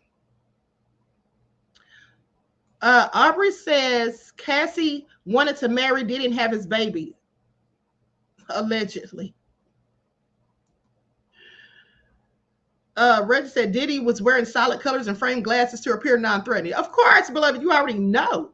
Truth Brown said, not Diddy in court looking like old grandpa, shaking my head. Honey, I told y'all that Diddy had on those glasses, honey. He's pulling the same stunt, pay attention, that Harvey Weinstein pulled. When Harvey Weinstein walked in there on a walker, acting like he was all bent over, forlorn, and could barely get around after he's been accused of all these nefarious things, which he clearly did because he was convicted.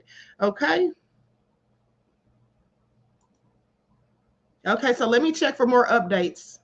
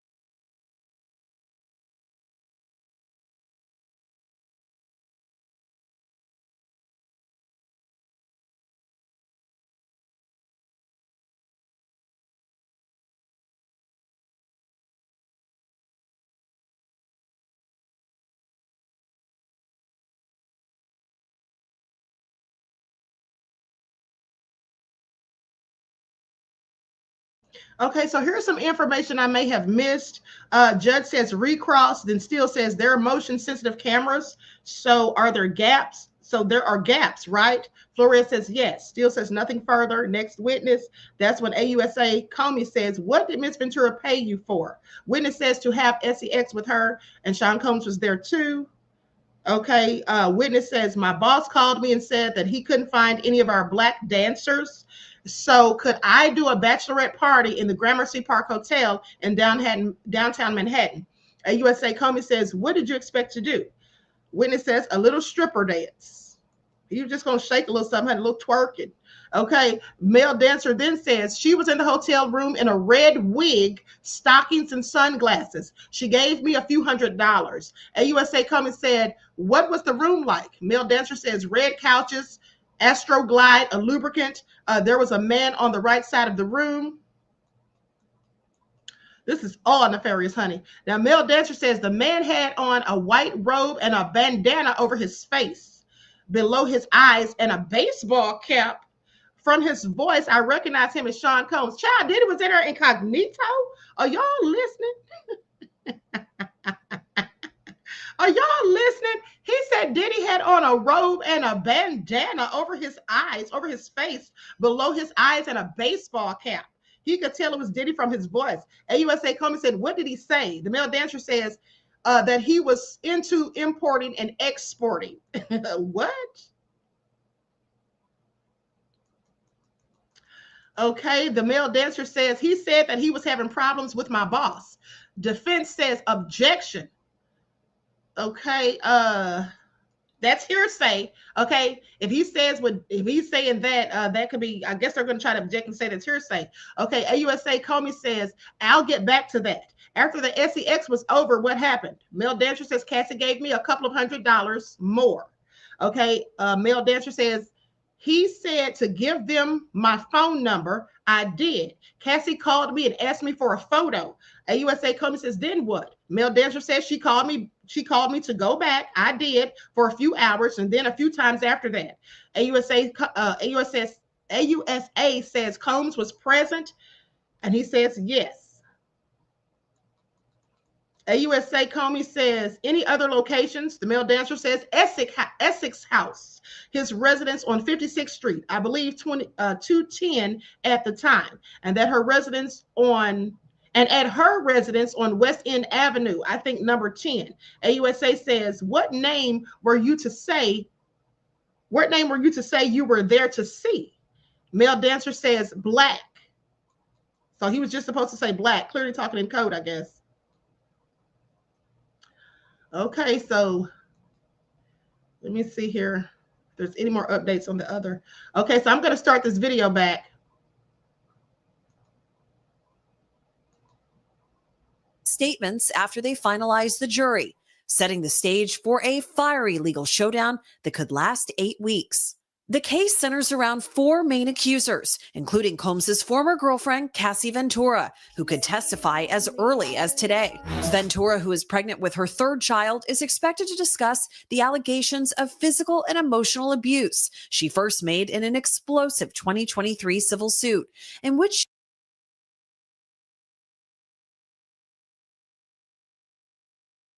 Okay, y'all, it's about to get raunchy. Daniel Phillip, the prosecution's second witness, testified that Cassie Ventura gave him a few $1,000s and said she would tip him at the end of their encounter. Okay, this is what my friend just texted me, saying that he said that Sean Combs was wearing a white robe with a bandana over his face and a baseball cap. The music mogul said he was in the importing and exporting business. Okay, that might prove trafficking as far as the prosecution's concerned. Okay, while Phillip had SEX with Ventura, he said Combs was sitting in the corner masturbating.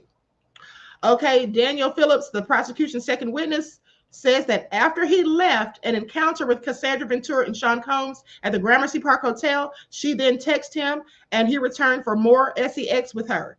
With Combs masturbating in the corner of the room, he said that over the next year or two, he returned to have similar encounters with Ventura, with Combs watching in a series of hotels in New York, as well as in Combs's and Ventura's homes in the city. Honey, they both must be crazy. Inviting S-workers to your homes? Honey, I don't know about all that. That's clearly nefarious as far as I'm concerned. Please pay attention. she claimed Combs forced her to participate in drug-fueled sex parties known as freak-offs. As for evidence, prosecutors are expected to play a version of this security video, first obtained by CNN, showing Combs brutally beating Ventura in a hotel hallway in 2016. Before Ventura testifies, prosecutors say they will call 2 additional witnesses, including an escort. Combs, who was arrested last September, is charged with sex trafficking.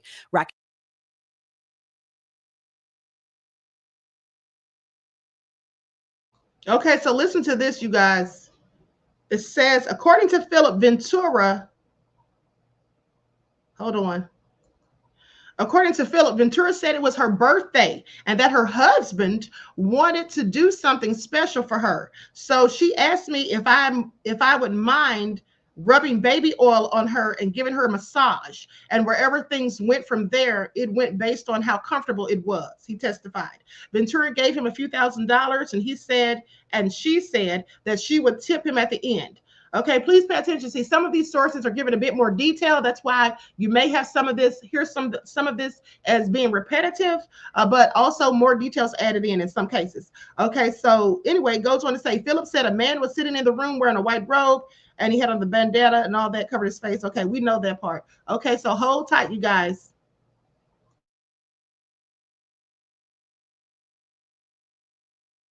Racketeering, conspiracy, and transportation to engage in prostitution, and he faces up to life in prison. New York prosecutors alleging in their sweeping indictment that Combs used his business empire to carry out illegal activity and abused women for nearly 2 decades. But Combs has maintained his innocence, claiming all the relationships were consensual. His attorney, Mark Agnifilo, saying last month that this was nothing more than a swinger's lifestyle, quote, that he thought was appropriate because it was common. Now all eyes are on one of the most anticipated celebrity trials in recent memory. And Chloe, there were some other celebrities that were mentioned last week tied to this trial. Who else might take the stand? That's right, Craig. So there is rampant speculation as to who is going to step foot in this courtroom. And some celebrity names have been thrown out there because there was a list called People and Places that was given to some of these jurors during jury selection last week. There were names like Michael B. Jordan, Mike Myers, Kanye West. Now, these individuals, they haven't been accused of any wrongdoing, but will they testify? Will other individuals who will be testifying mention them in what they have to say? We've reached out to their representatives for comment. We haven't heard back, but that is something that a lot of people on social media, you guys, are talking about, because people are wondering what celebrities could be taking the stand besides Cassie Ventura. Chloe Malas outside the courthouse for us. Chloe, thank you so much. And again, there's a great deal of interest in this trial. So for the very latest reporting from inside that courtroom, check out the Dateline True Crime Weekly On Trial podcast. To find that podcast, just scan the QR code, or you can look for it wherever you get your podcast. Tonight, a new showdown over immigration. The mayor of Newark arrested outside this ICE detention facility in New Jersey for alleged trespassing after a protest also attended.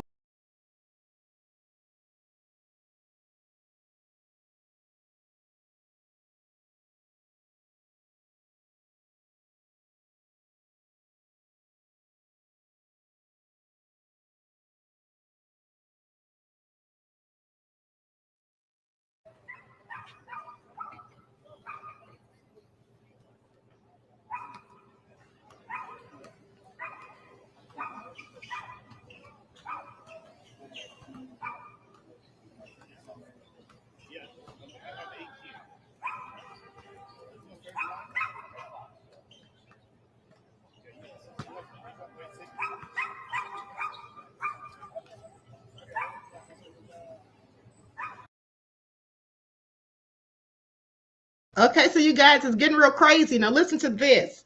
The witness, Daniel Phillips, says he's a prosecution's second witness, remember. He recalls Sean Combs giving specific directions for how he should have sex with Cassie. The notes included applying more baby oil over onto their bodies and once trying to role play as if they had just met at an airport. Diddy needs to sit all the way down. Do y'all hear this? Not role playing like they met at an airport. Okay, Truth Brown said, I know the jury like, damn, these people are freaks.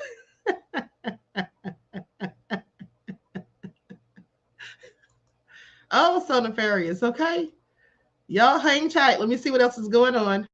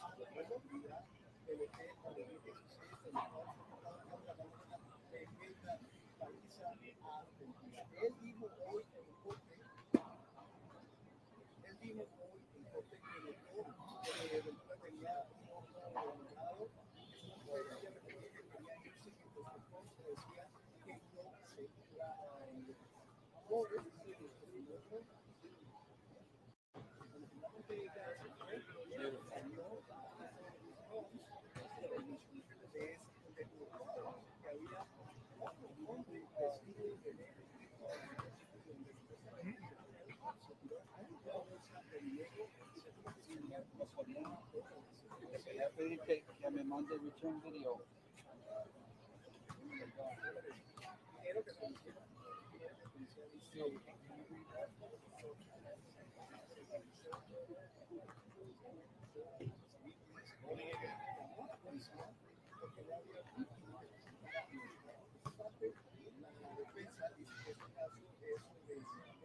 you, brother. Sorry.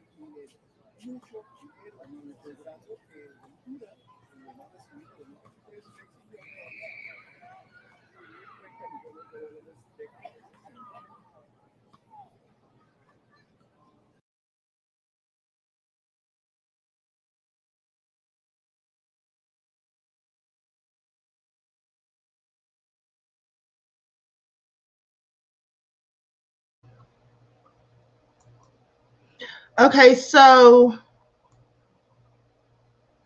male dancer says, they told me not to do it all at once. Defense says objection to him saying they.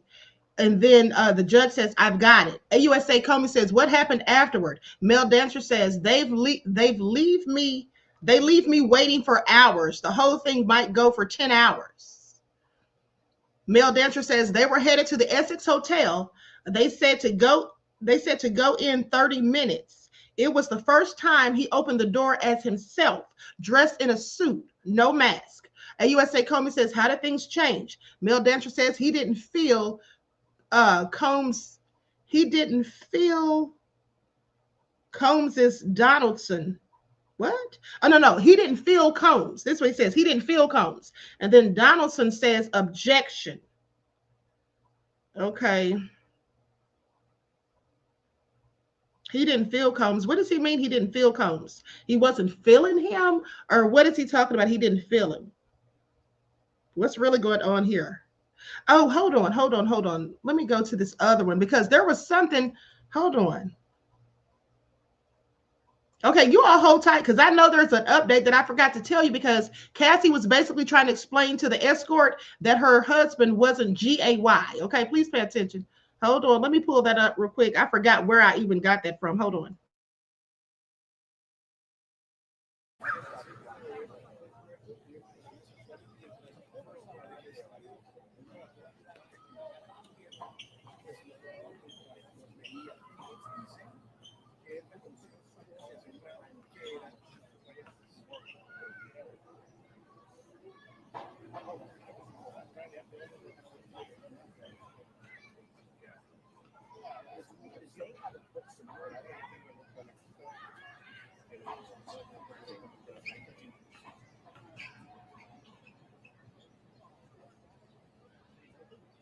Can I put your bag over here for right now, or are you fine with it there? I'm gonna grab. I gotta Grab stuff, okay. Yeah.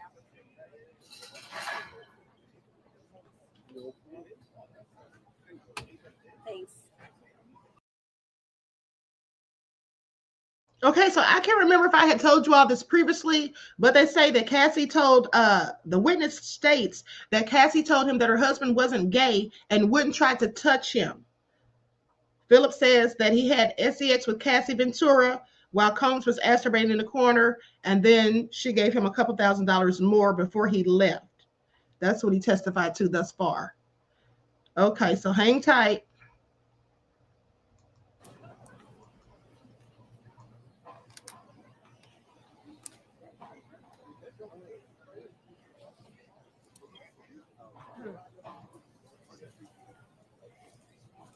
You're looking for the guy? No, well, that's Yeah, yeah. So, they said they're looking for him. They were here just about 2 minutes ago. Wait, who? The crazy. Same guy? Well, the same guy, and then there was another one. Who's here? Well, the regular guy. And then they showed up now, hours later? Basically. Yeah. Oh, okay.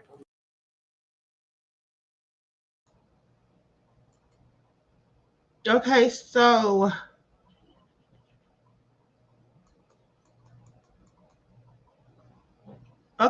AUSA Comey says, who if anyone recorded? Okay, the male dancer says, Mr. Combs with a cell phone and camcorder. He took a photo of my driver's license for insurance, he said. What kind of insurance? I'm just curious, okay? Then he said, Combs's Donaldson objection. Okay, the judge says, focus it. AUSA Comey says, what did you understand? He says he was threatening me. That's what he says. He was threatening me. So basically said he took a picture of his driver's license just for insurance in case he runs his mouth, I guess. Okay, so that definitely doesn't look good for Diddy. Okay, so then the male dancer says, once I went and Cassie was slumped over, he said it's not going to happen this time. AUSA said, did Mr. Combs offer you any rugs with a D? Okay, male dancer says, Molly, I guess it's called. I don't do rugs. He says, MD, MH, MDA, I think. I went out and handed out $100 bills. I went out and handed out $100 bills. Who did he hand the $100 bills to? I'm not sure what he's saying. Is he saying that he handed out $100 bills? That's what he says. Molly, I guess it's called. I don't do rugs. And then he proceeded to name some rugs with a D, and then says, I think. I went out and handed out $100 bills. Okay, I don't know who he was handing these $100 bills to. Okay, let me check the other sources to see what's coming in.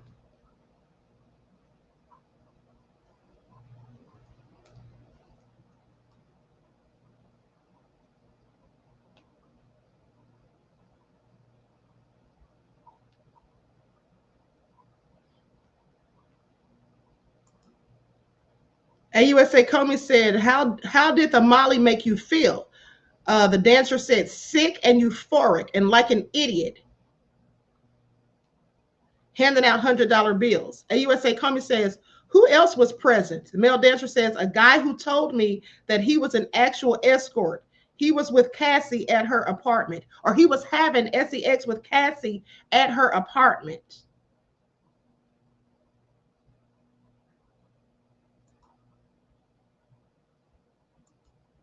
Okay, so you all hold tight again.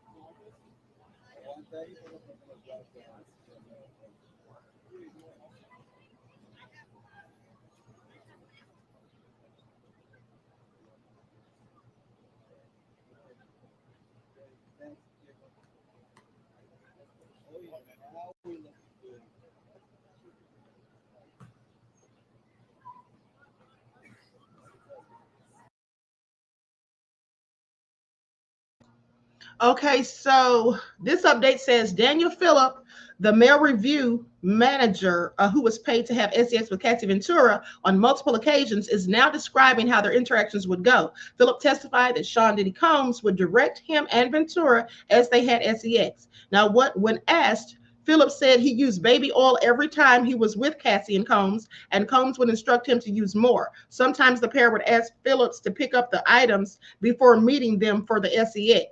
Phillips testified that on one occasion when Ventura instructed him to urinate on her, Combs was masturbating while this happened. Phillips said that he often didn't wear any protection while having relations with Ventura, and he brought in STD history at one point to verify his health status.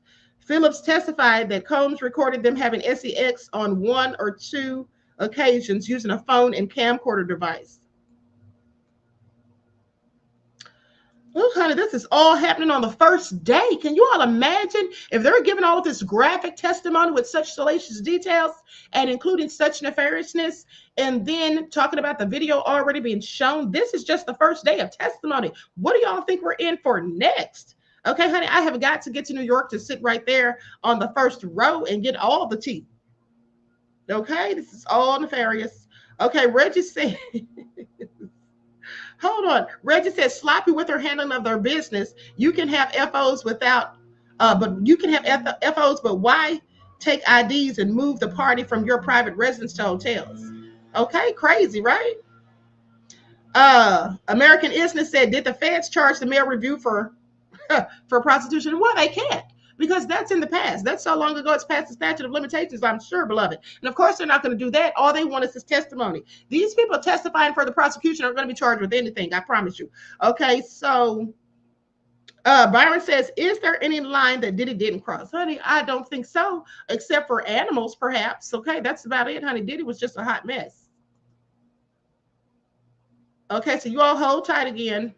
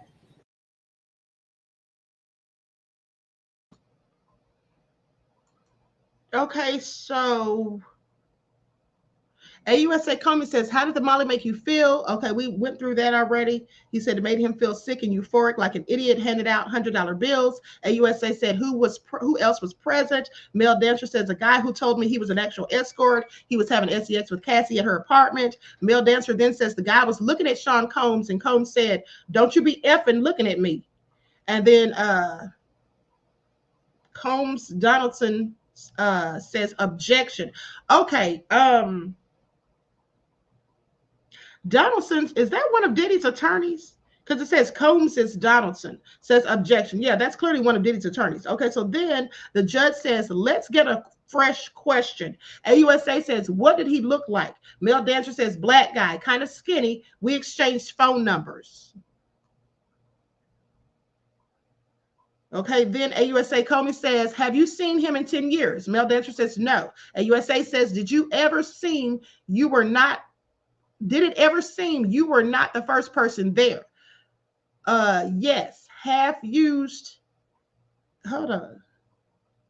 AUSA says, did it ever seem you were not the first person there? Yes. Half used Astroglide towels on the floor. Okay, so that's what made him think that he wasn't the first person there. Like this had been going on before he even showed up, because there was a half-used bottle of Astroglide and there were towels on the floor. AUSA says, after the $100 bills, did you see them again? Mel Dancer says, I couldn't do it anymore. Says he couldn't do it anymore. Y'all hear this? Okay, that's not looking good for Diddy, because how come he couldn't do it anymore? Maybe he was feeling coerced or whatnot, which is going to give even more credence to the Fed's case. Okay, Diddy, you're going down, honey. There's no ifs, ands, or buts about it. Okay, hold on, you guys.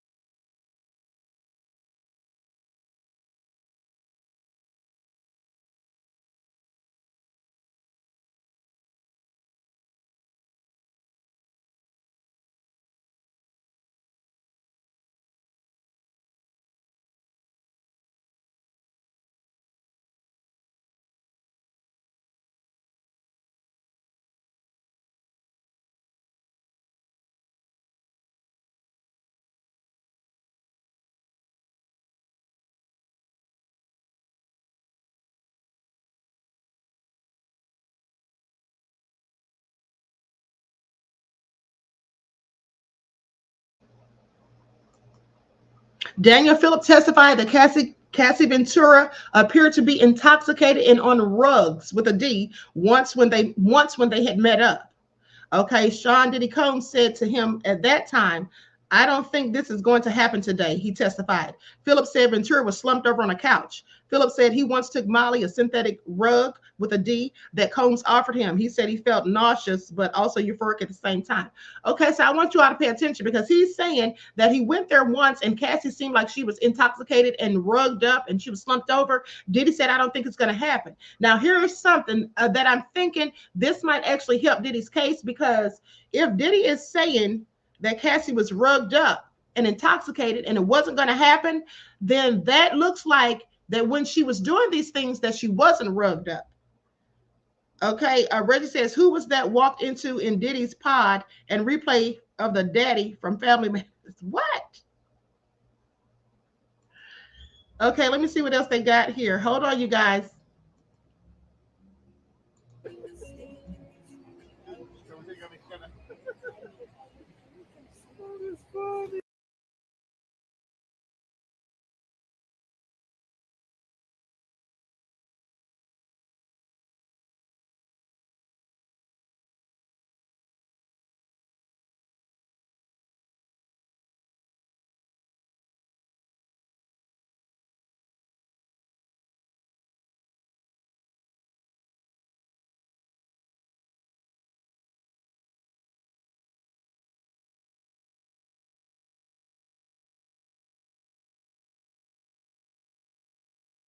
Okay, 100 Black Ryoke. Thank you for your contribution to the channel, beloved, and your insight to the topic. Peace, love, and blessings. Says just a little something. I'm trying to adjust and secure my bootstraps, let alone pulling myself up by them. Love you from the Bay, California. Thank you, beloved. I'm trying to pull myself up too, honey. Okay, please pay attention. Thank you. I appreciate you. Peace, love, and blessings.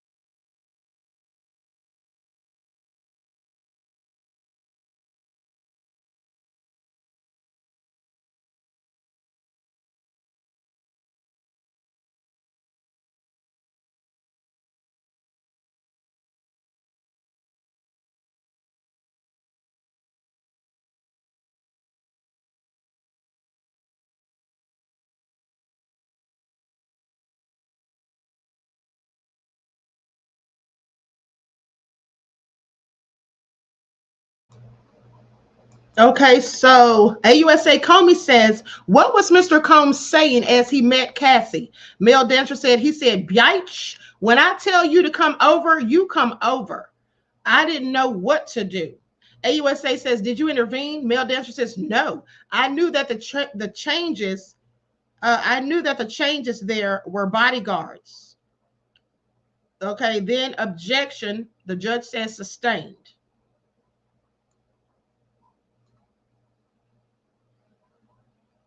Okay, AUSA Comey says, what next? Mel Dancer says, he said, are y'all ready to continue? AUSA says, did you try? Mel Dancer says, I don't recall. AUSA says, did you see them again? Mel Dancer says, I thought I had developed some sort of friendship with Cassie. I may have been speculating.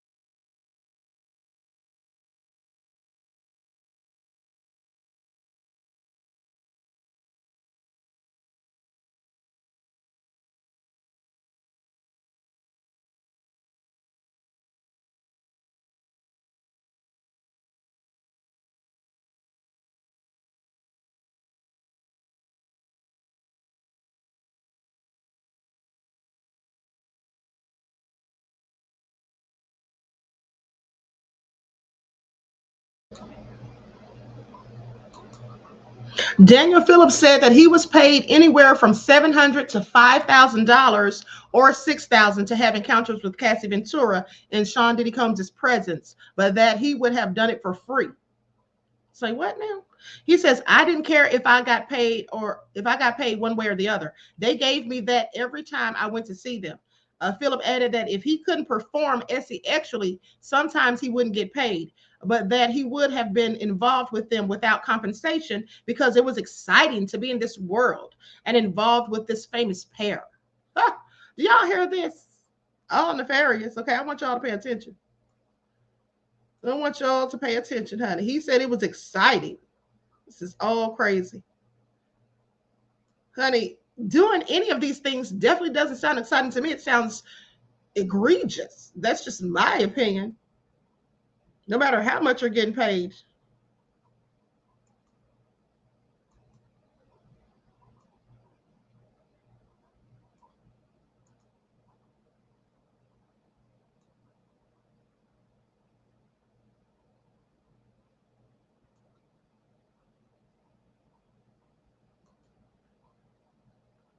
Okay, so early focus. Hold on, let me mute this real quick.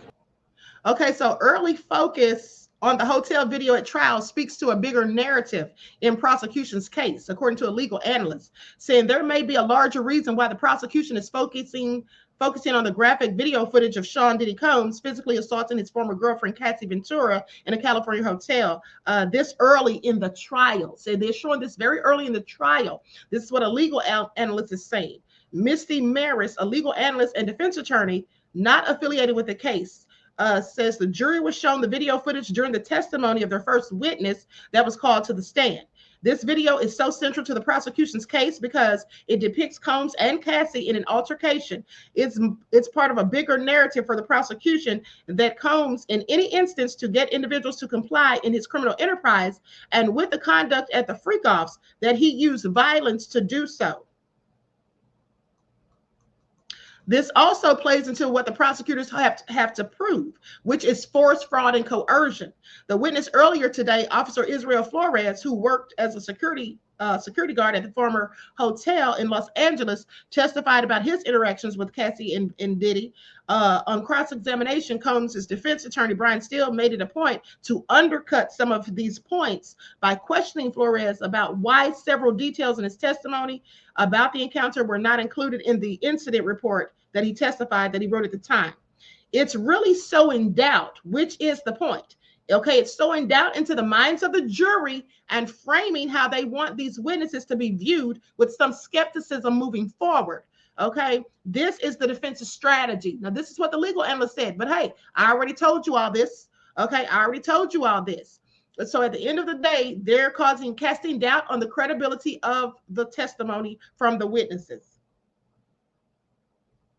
Okay, ultimately, the analyst says, it's interesting to see this video coming out with the first witness. It just shows how critical it is to the case. Yeah, because the prosecution didn't waste any time. They brought that out right away. So this is absolutely paramount to their case. Because, you know, this is probably one of the main ways that they're going to be able to prove the coercion and the force. Okay, here's what they say also. The witness now says, I went there. I heard him slapping her. He walked out in a towel. She ran to me. I asked, why are you staying with this guy? Combs' Donaldson says, objection. Judge said ground. Donaldson said hearsay. Judge said overruled. Male dancer said she said it was okay. She said it was okay. That's what he says. He said he asked him, why are you staying with this guy? And says Cassie said it was okay. All right. See, the jury's going to be wondering why Cassie stayed. Some of them will think that she was afraid to leave, but some of them are going to think that it was for monetary gain. And oh, by the way, yeah, my friend did tell me that, Shelby, that Misa Diddy's, the mother of Justin Combs, said she brought out a walker. They said she came there in a walker. I don't know what's going on with that, but what in the hell is she doing in a walker, honey? Is everybody disabled at this point to make it look like they couldn't have done anything nefarious? I have so many questions. Not on a walker like Harvey Weinstein. Okay, make it all make sense.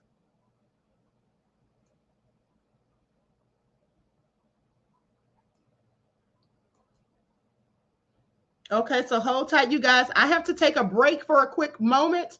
Please hold tight. Okay, I'll be right back after these messages.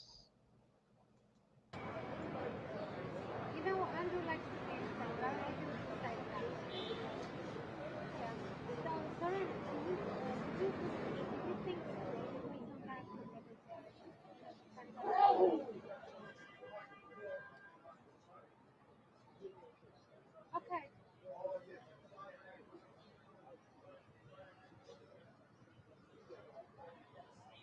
Okay, cool.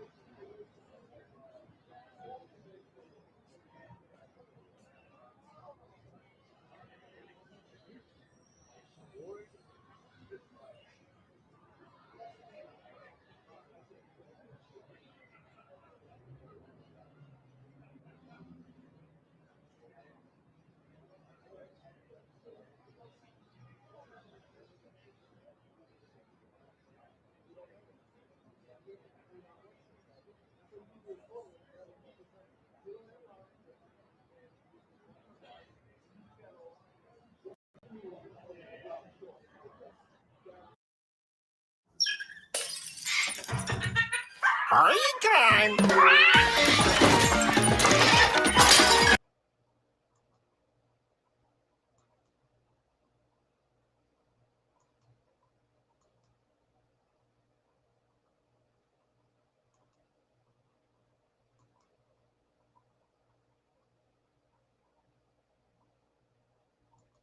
Okay, so here's another update. Oh my gosh, I don't even have my headphones on. Hold on.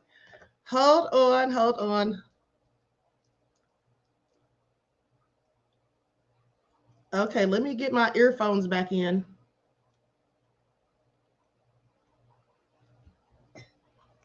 Okay, so here is the next update. They say male review manager recalls moment that he saw Combs drag Ventura by her hair. Daniel Phillip recounted one incident when he saw Sean Diddy Combs assault Cassie at her home. He says, I was shocked. Ventura was on the computer when Combs shouted at her to come here. This is what he testified to, and then says when Cassie responded that her personal information was on the computer, Combs came out and started dragging her by her hair into the bedroom. He testified Cassie was screaming and repeatedly saying, I'm sorry, while he heard what sounded like Combs slapping her. Phillip testified he heard Combs saying, Biatch, when I tell you to come, you come here. You come now, not later. And Diddy was a tyrant. Okay, now the prosecutors have completed their direct examination of Daniel Phillip, who testified he was paid to have sex with Cassie Ventura on several occasions. Cross-examination will start after the court takes a short break. Okay, so they're going to take a short break, and then we'll get back into the receipts. This is all so sketchy. Okay, so while we're waiting for the break to be over, I had to go get me some water, honey. Ooh. Gwendolyn said that last... Hold on. Oh my goodness, this is all so much. Gwendolyn said that last witness, Phillips, put the first nail in Combs' coffin, explaining how he beat Cassie and drug her into another room. I know, and this was at her house. So this isn't at the hotel. So this is clearly showing a pattern of him beating her for any little thing. Okay, I mean, at the end of the day, just because she was on her computer, she was trying to cover up her personal information on the computer, you know, trying to close out, obviously, because the S worker was there.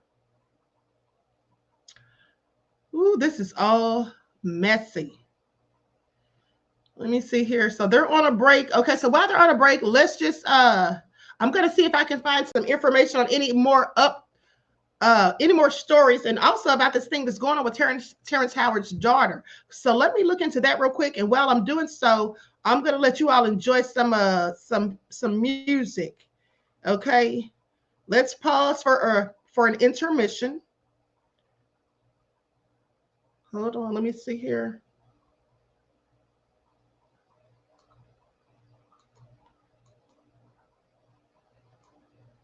Hold on, beloveds. Where's my... Okay, here it is. All right.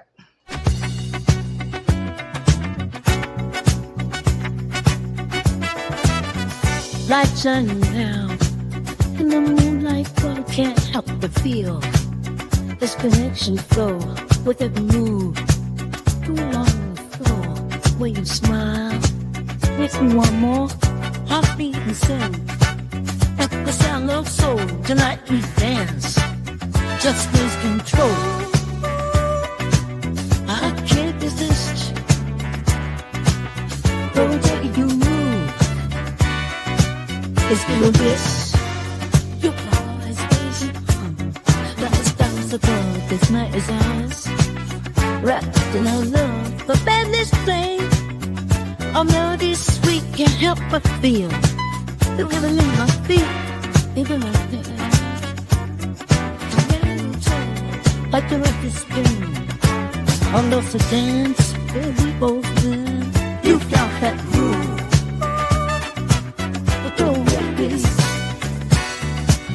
Let's do this.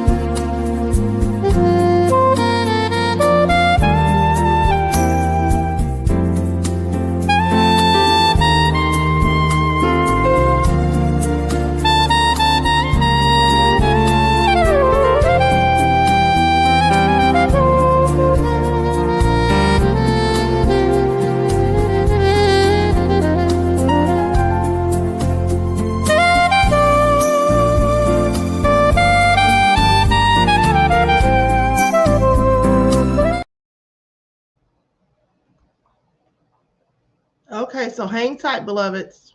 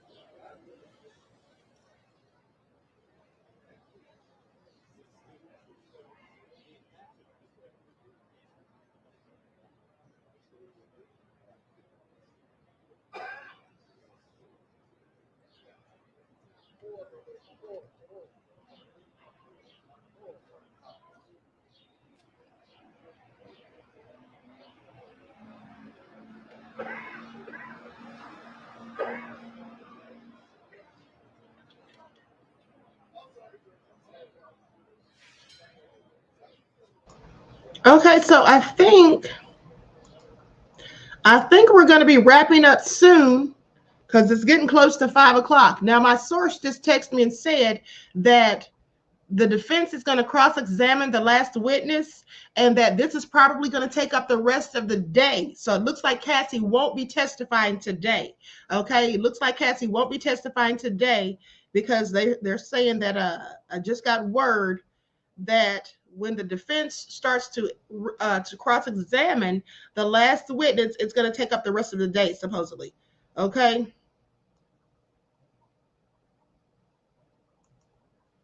All right. So let's stay tuned.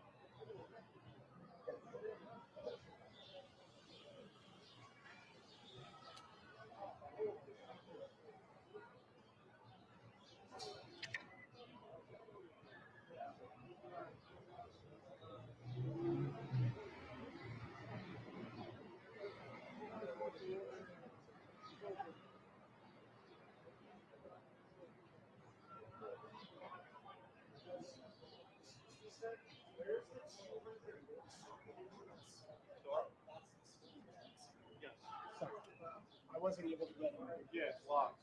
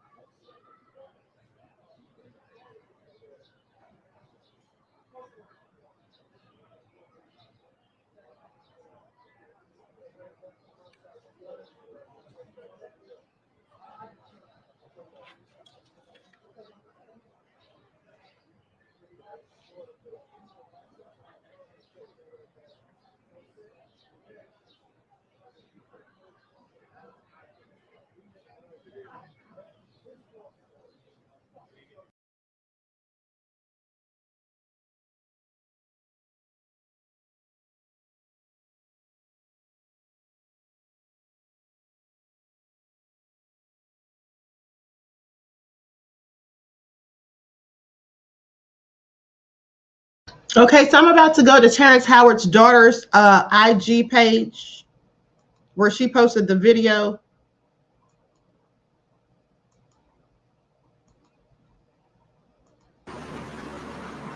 I hurt for him because when he was 2 years old, just 2 years old, he was a baby. He was raped. And so when he was 12, he did something to me.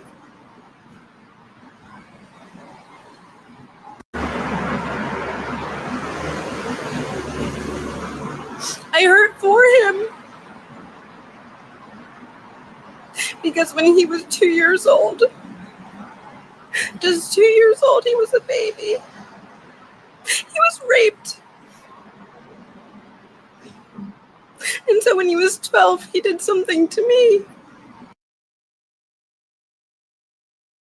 Okay, so she came online to clarify that because some people were trying to say that Terrence Howard is who they thought did it to her, but she said no.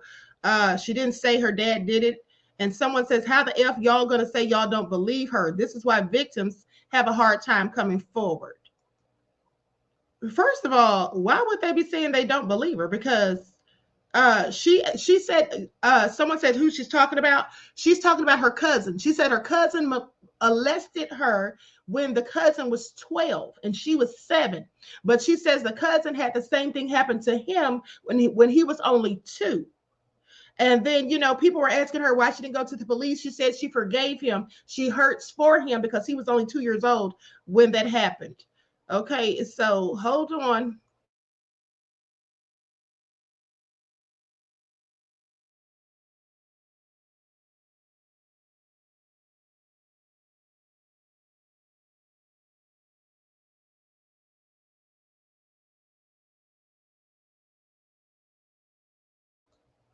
Okay, so I'm going to go to a picture that she posted of her dancing with her father, Terrence Howard. I'm going to mute the sound because it has music playing. And so I'm just going to play my own music. Another Queen Ahmadiyyah production.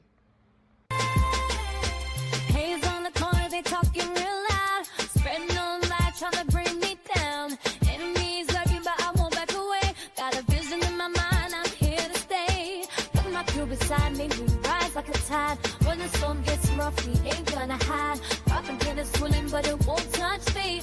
Only love around, that's how it's gonna be. Keep moving forward, never looking back. The truth's in the power, it's an unstoppable track. In the city lights where dreams collide, we hustle through the night, fire in our stride.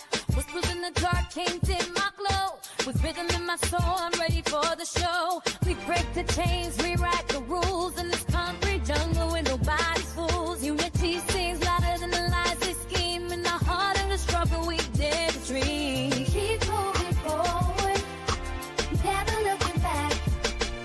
The truth's in the power, it's an unstoppable track. Another Queen Ahmadiyyah production. Haze on the corner, they talking real loud. Spreading on light, trying to bring me down. Enemies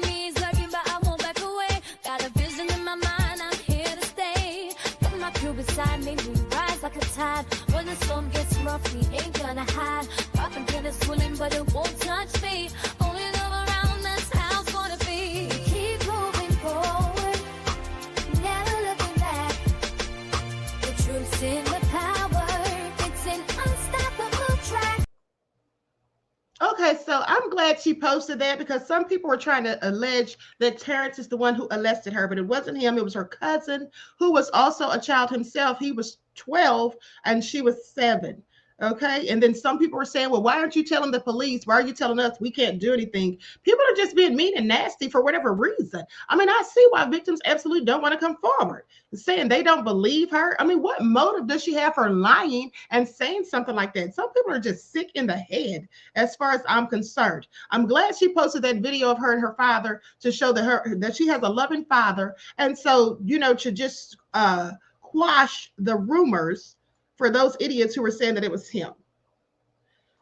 Okay, so stay tuned for more updates, beloveds. Nancy said, that's right, Queen. Okay.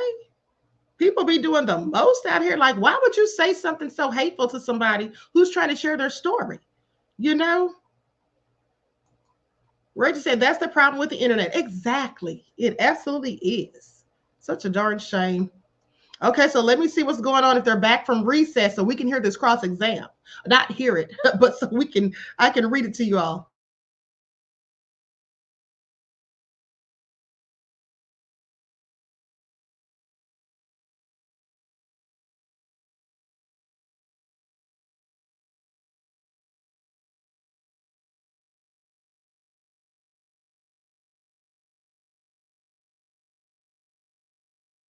Uh-oh, somebody might be in trouble. It says the jury is back. The jury is back in the courtroom, and Judge Arwen Subramanian has called the attorneys to the bench for a sidebar. Honey, what's going down here? Is somebody in trouble? One of the defense team, perhaps?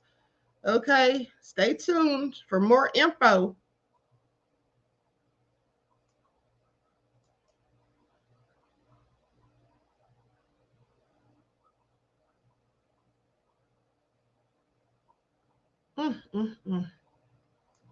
Okay, so let me see what's going on here.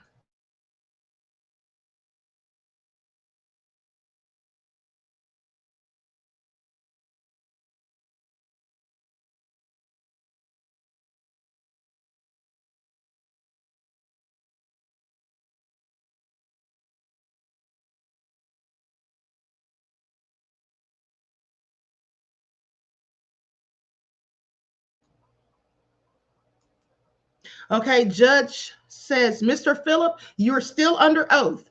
Combs' Xavier Donaldson, that's his attorney, is now going to, he says, let me show you a text message chain between you and Cassie. Is it accurate? Daniel Phillip says, yes. Combs Donaldson says, I don't know why they keep saying Combs Donaldson. Just say Attorney Donaldson, okay? Says you were working for a service. He says a mail review. Okay, Donaldson says you were a manager, male strippers for women. Donaldson says, Daniel Phillip says yes. Donaldson says prostitution was prohibited. Daniel Phillip says that's correct. Donaldson says your job was to build it up.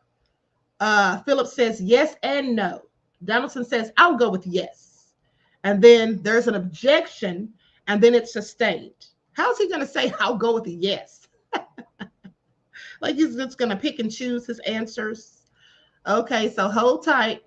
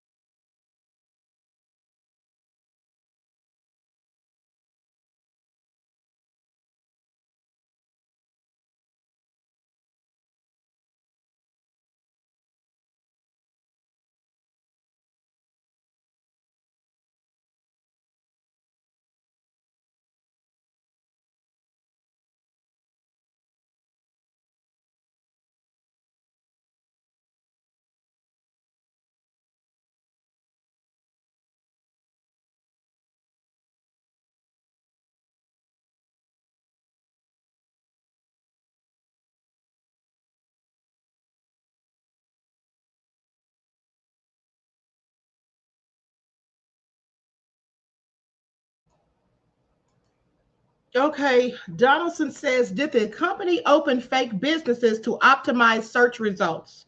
Daniel says, fake addresses. It was just CEO. Donaldson says, you went to optimize the lady's experience? Daniel says, I have no idea what you mean. It's just our slogan. It looks like the defense is trying to paint the company that sent the defense or sent the witness as having engaged in some sort of nefarious activities. Okay. So this is very interesting. Yeah, sounds like he's trying to discredit, cause doubt in what the person is testifying to. Which, of course, that's to be expected. Okay, so let me dig up some more information.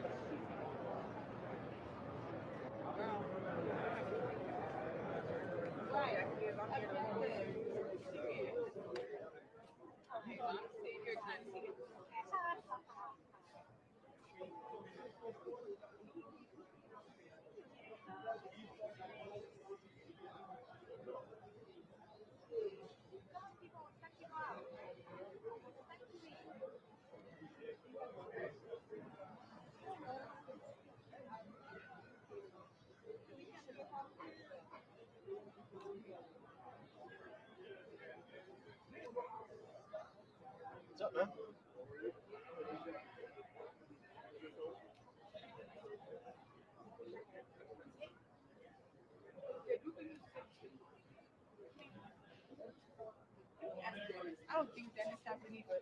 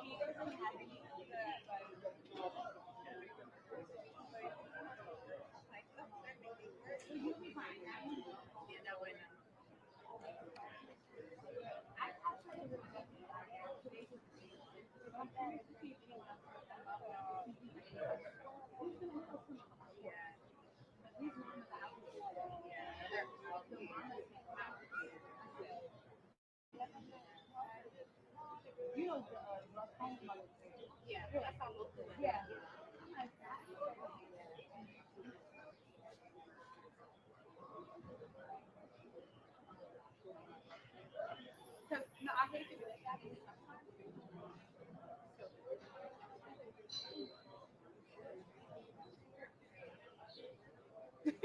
I'm serious. Sometimes it's like you're covering.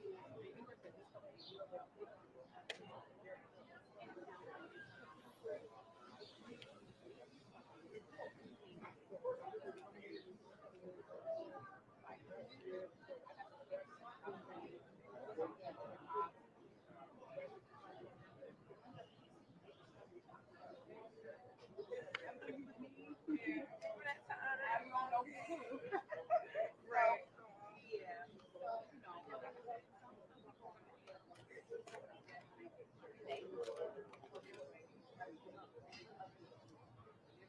But you're right. No, but I did though. Thank you.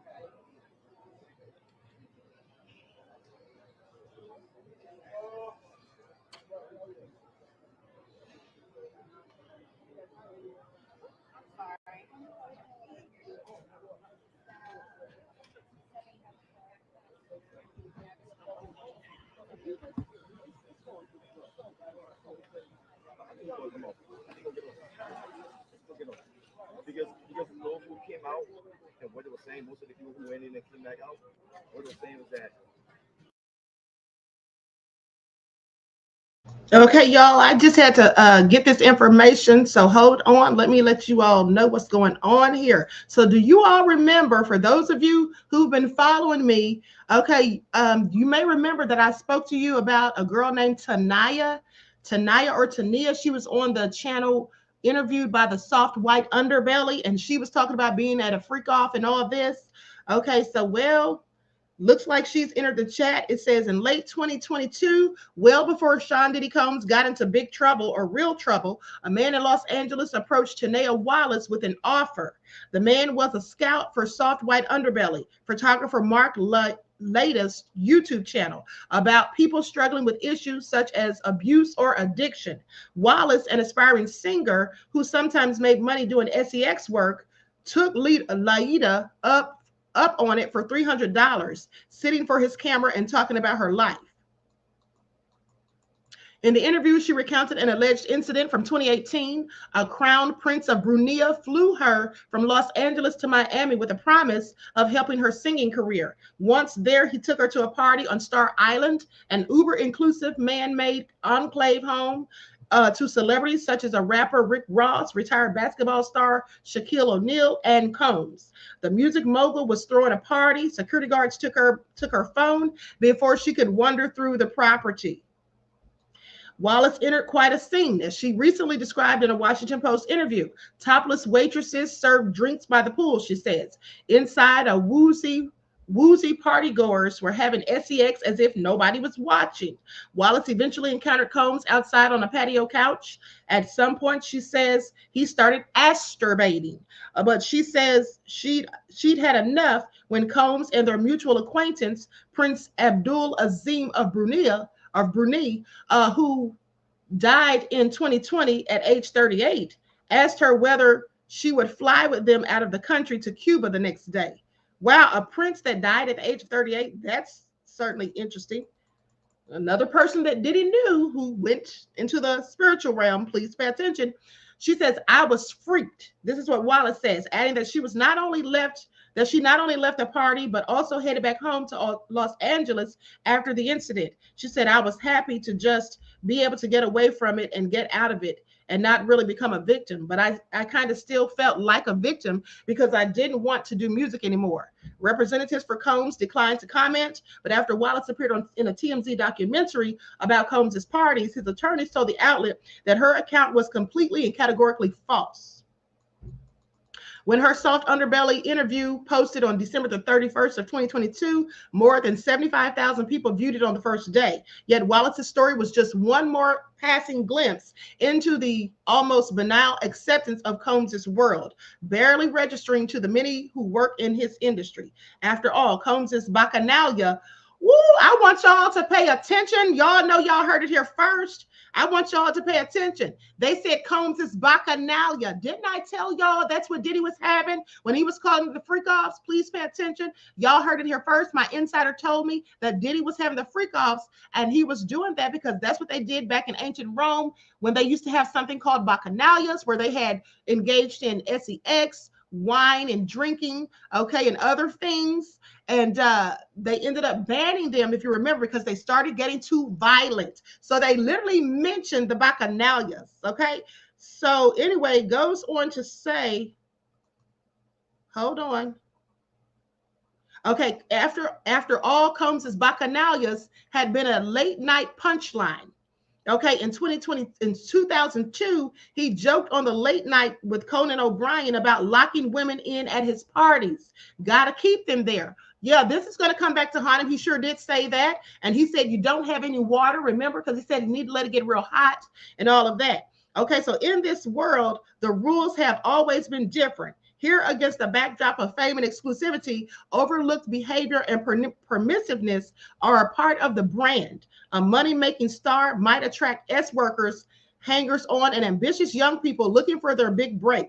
They're always in the background. These strivers form a shadow world and can be vulnerable to abuse. If they do speak out, the industry's penchant for contracts and confidentiality clauses can be a particularly useful method for countering or guaranteeing silence. Now, for Combs, it has all come under intense scrutiny after former girlfriend Cassandra Ventura led to an onslaught of lawsuits from others. Okay, a sensational arrest and a federal investigation accusing the music mogul of abusing women as part of an S-trafficking ring. Combs, who is now in jail awaiting trial, is alleged to have threatened and coerced the women into these freak-offs. Okay, so that's interesting. That is interesting. Byron says, thanks for explaining that, Queen. Oh, you're welcome, beloved. If you all remember, I told you all about that. I told you about those bacchanalias, honey.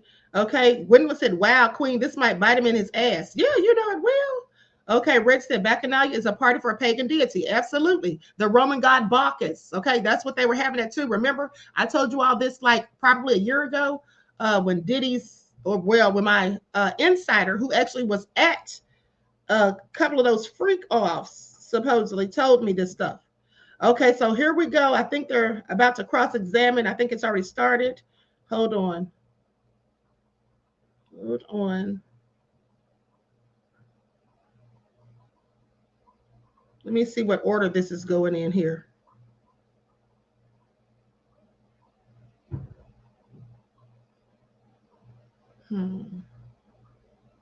Okay, so I'm going to start right here. This is from 13 minutes ago. Okay, Donaldson says, Cassie told you to say the name Black. Daniel Phillips says, yes. Donaldson says, your boss told you someone wanted a black man stripper. Phillips says, yes. Donaldson says, let me show you. AUSA says, this shouldn't be put on the screen.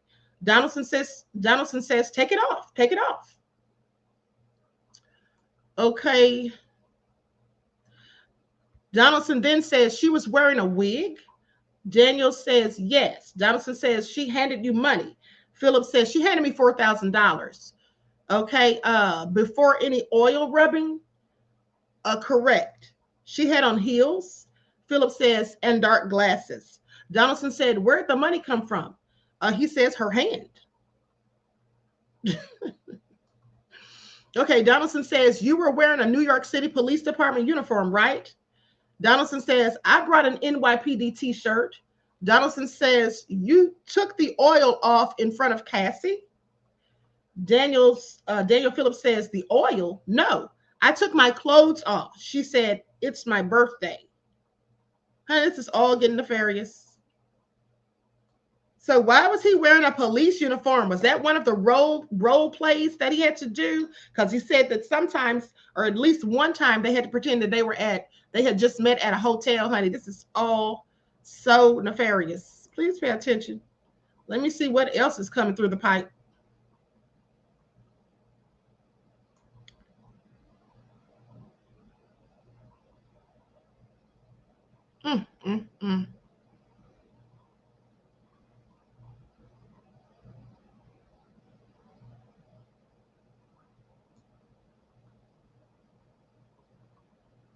Okay, this is all interesting.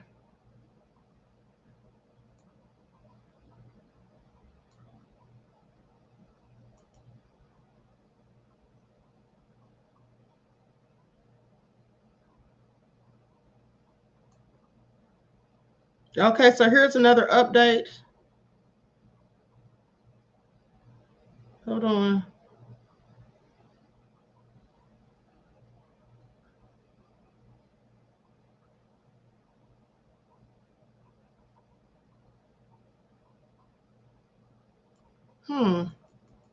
Wait a minute, what is this?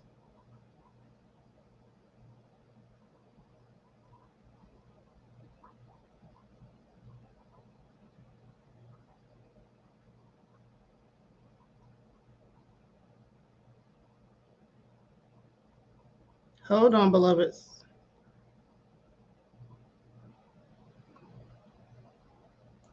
Okay, so this is a previous report, but it has a little bit more information.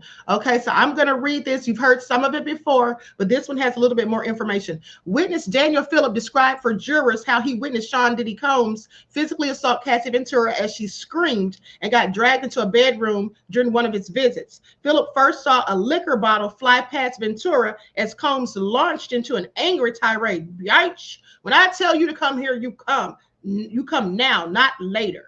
The hip-hop performer and mega producer pulled his then-girlfriend Cassie into another room, and Phillips said he didn't know how to handle what he'd seen. She was screaming, and I could hear what sounded like him slapping her. Phillips said he didn't intervene because he was terrified and envisioned a cluster of Combs's bodyguards nearby, and also considered how much power Combs had. I'm sorry. Philip recalled hearing from Cassie as he heard the additional slaps from an adjacent room. Cassie then ran out of the room nude. She literally jumped into my lap and she was shaking. Ooh, honey, Diddy, you looking real bad right about now, honey. This is all so egregious. Jumped into his lap and was shaking, y'all.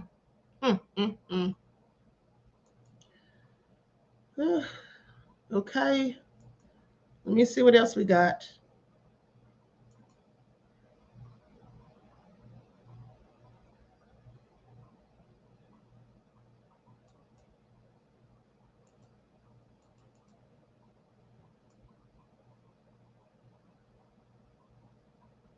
Okay, says, hold on. Xavier Donaldson is leading the cross-examination of Daniel Phillip. His questions to Phillip have been a bit all over the place, ranging from asking Phillip about search optimization practices for the male stripper business Phillip used to work for as manager, to questions about why he was chosen to meet Cassie Ventura for the first time at the Gramercy Park Hotel. Phillip said that he would occasionally dance for women should the need arise. And on that particular day, a black male stripper was explicitly requested, which is why Phillip was sent. Phillip was under the impression that it was for a bachelorette party. Okay, we already got that tidbit of information.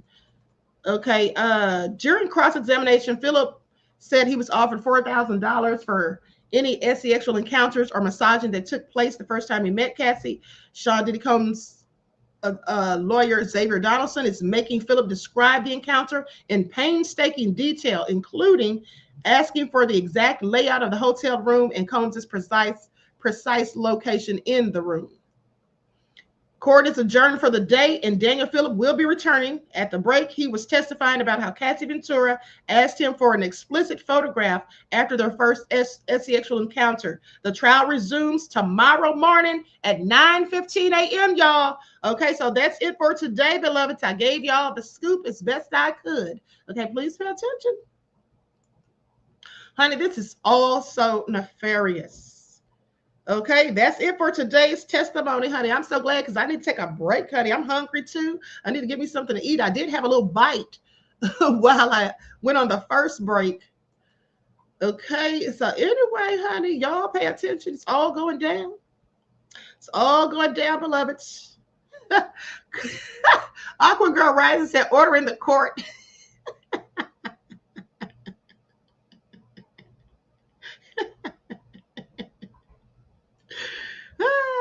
Black Rocks, 100 Black Rocks said, God damn. Okay. Reggie says, you're a wonderful queen. Thank you, beloved. Okay. Claudette says, thank you, Queen. Star Child said, you did a great job, Queen. Thank you, beloved. DJ Big Six said, I object. DJ Big Six, you are so nefarious. I'm going to kick you out of my chat for that. Talking about you object. Okay, Terry says, thank you, Queen. All right, listen, I love you all to life, honey. This is juicy, and it's going to get even more salacious and nefarious as the days go by. This is just day one. Can y'all believe we got all of this? This is all crazy, okay? So listen, I love you all to life. Listen, at the end of the day, I literally can't believe I've been on here all day. This is crazy, right? I mean, it didn't even really seem like it. Okay, so anyway, honey, if anything else pops off, I'll be back. Now, with that all being said, I will see you all bright and early in the morning. Okay, so they say they're going to resume at 9:15. So I'm probably going to start my live at about 8:45. Okay, at about 8:45, I'm going to start the live. I'll probably go ahead and post the link tonight. Okay, so anyway, and I'm going to try to see if I can get Gavin on here. I don't know why Gavin's acting like he doesn't want to talk about Diddy. I'm going to call him and see if I can get him back on here for his legal expertise. In the meantime, I'm going to be seeing if I can book me some reservations to get the hell up out of here and get to New York myself, okay? And honey, y'all might see me tomorrow standing outside in front of the courthouse is all I'm saying. Okay, so listen, I love you all to life. I hope you all enjoy the rest of this beautiful day. Each one teach one. That's how we grow and thrive. Okay, do something productive, constructive, but never destructive. And always remember, beloveds, to keep the Most High first in your lives. Until next time, I will talk to you all again soon. Peace.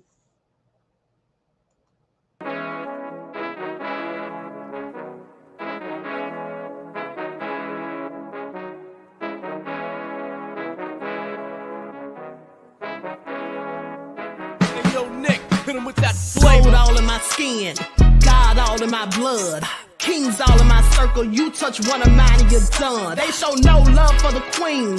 Why you hating on me? Is it cause I'm free and I got Malcolm X in my jeans? I got dreams like King Luther, shed blood like Kunsa. You ain't helping my people, I ain't got nothing to say to ya. I want all the smoke like hookah. Talking reparations, America won't be great until they give us compensation. I'm like, I'm the hottest right now. See a bunch of lames out here trying to jock on my style. They be doing too much. I'm the queen, it's too easy. It's like they all at Popeyes, how they be talking so greasy. I just sit back and laugh while these haters get madder. So nefarious how they don't want my pockets with cheddar. I tell them they can do better. These leave a bite on your ass, cause y'all be trusting too fast. I got my foot on the gas, other one on they necks. Dropping receipts on haters, you better show some respect. I'm never facing regrets, we only facing the threats. Running through every challenge like a relay, break no sweat. It's a cold game, so I got that blanket with me.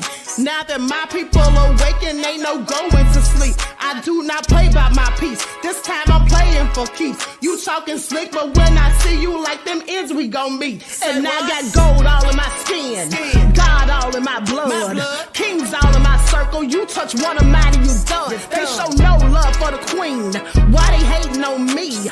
Is it cause I'm free and I got Malcolm X in my jeans and I got gold all in my skin, God all in my blood, kings all in my circle. You touch one of mine and you done. They show no love for the queen, why they hating on me? Is it cause I'm free and I got Malcolm X in my jeans and I got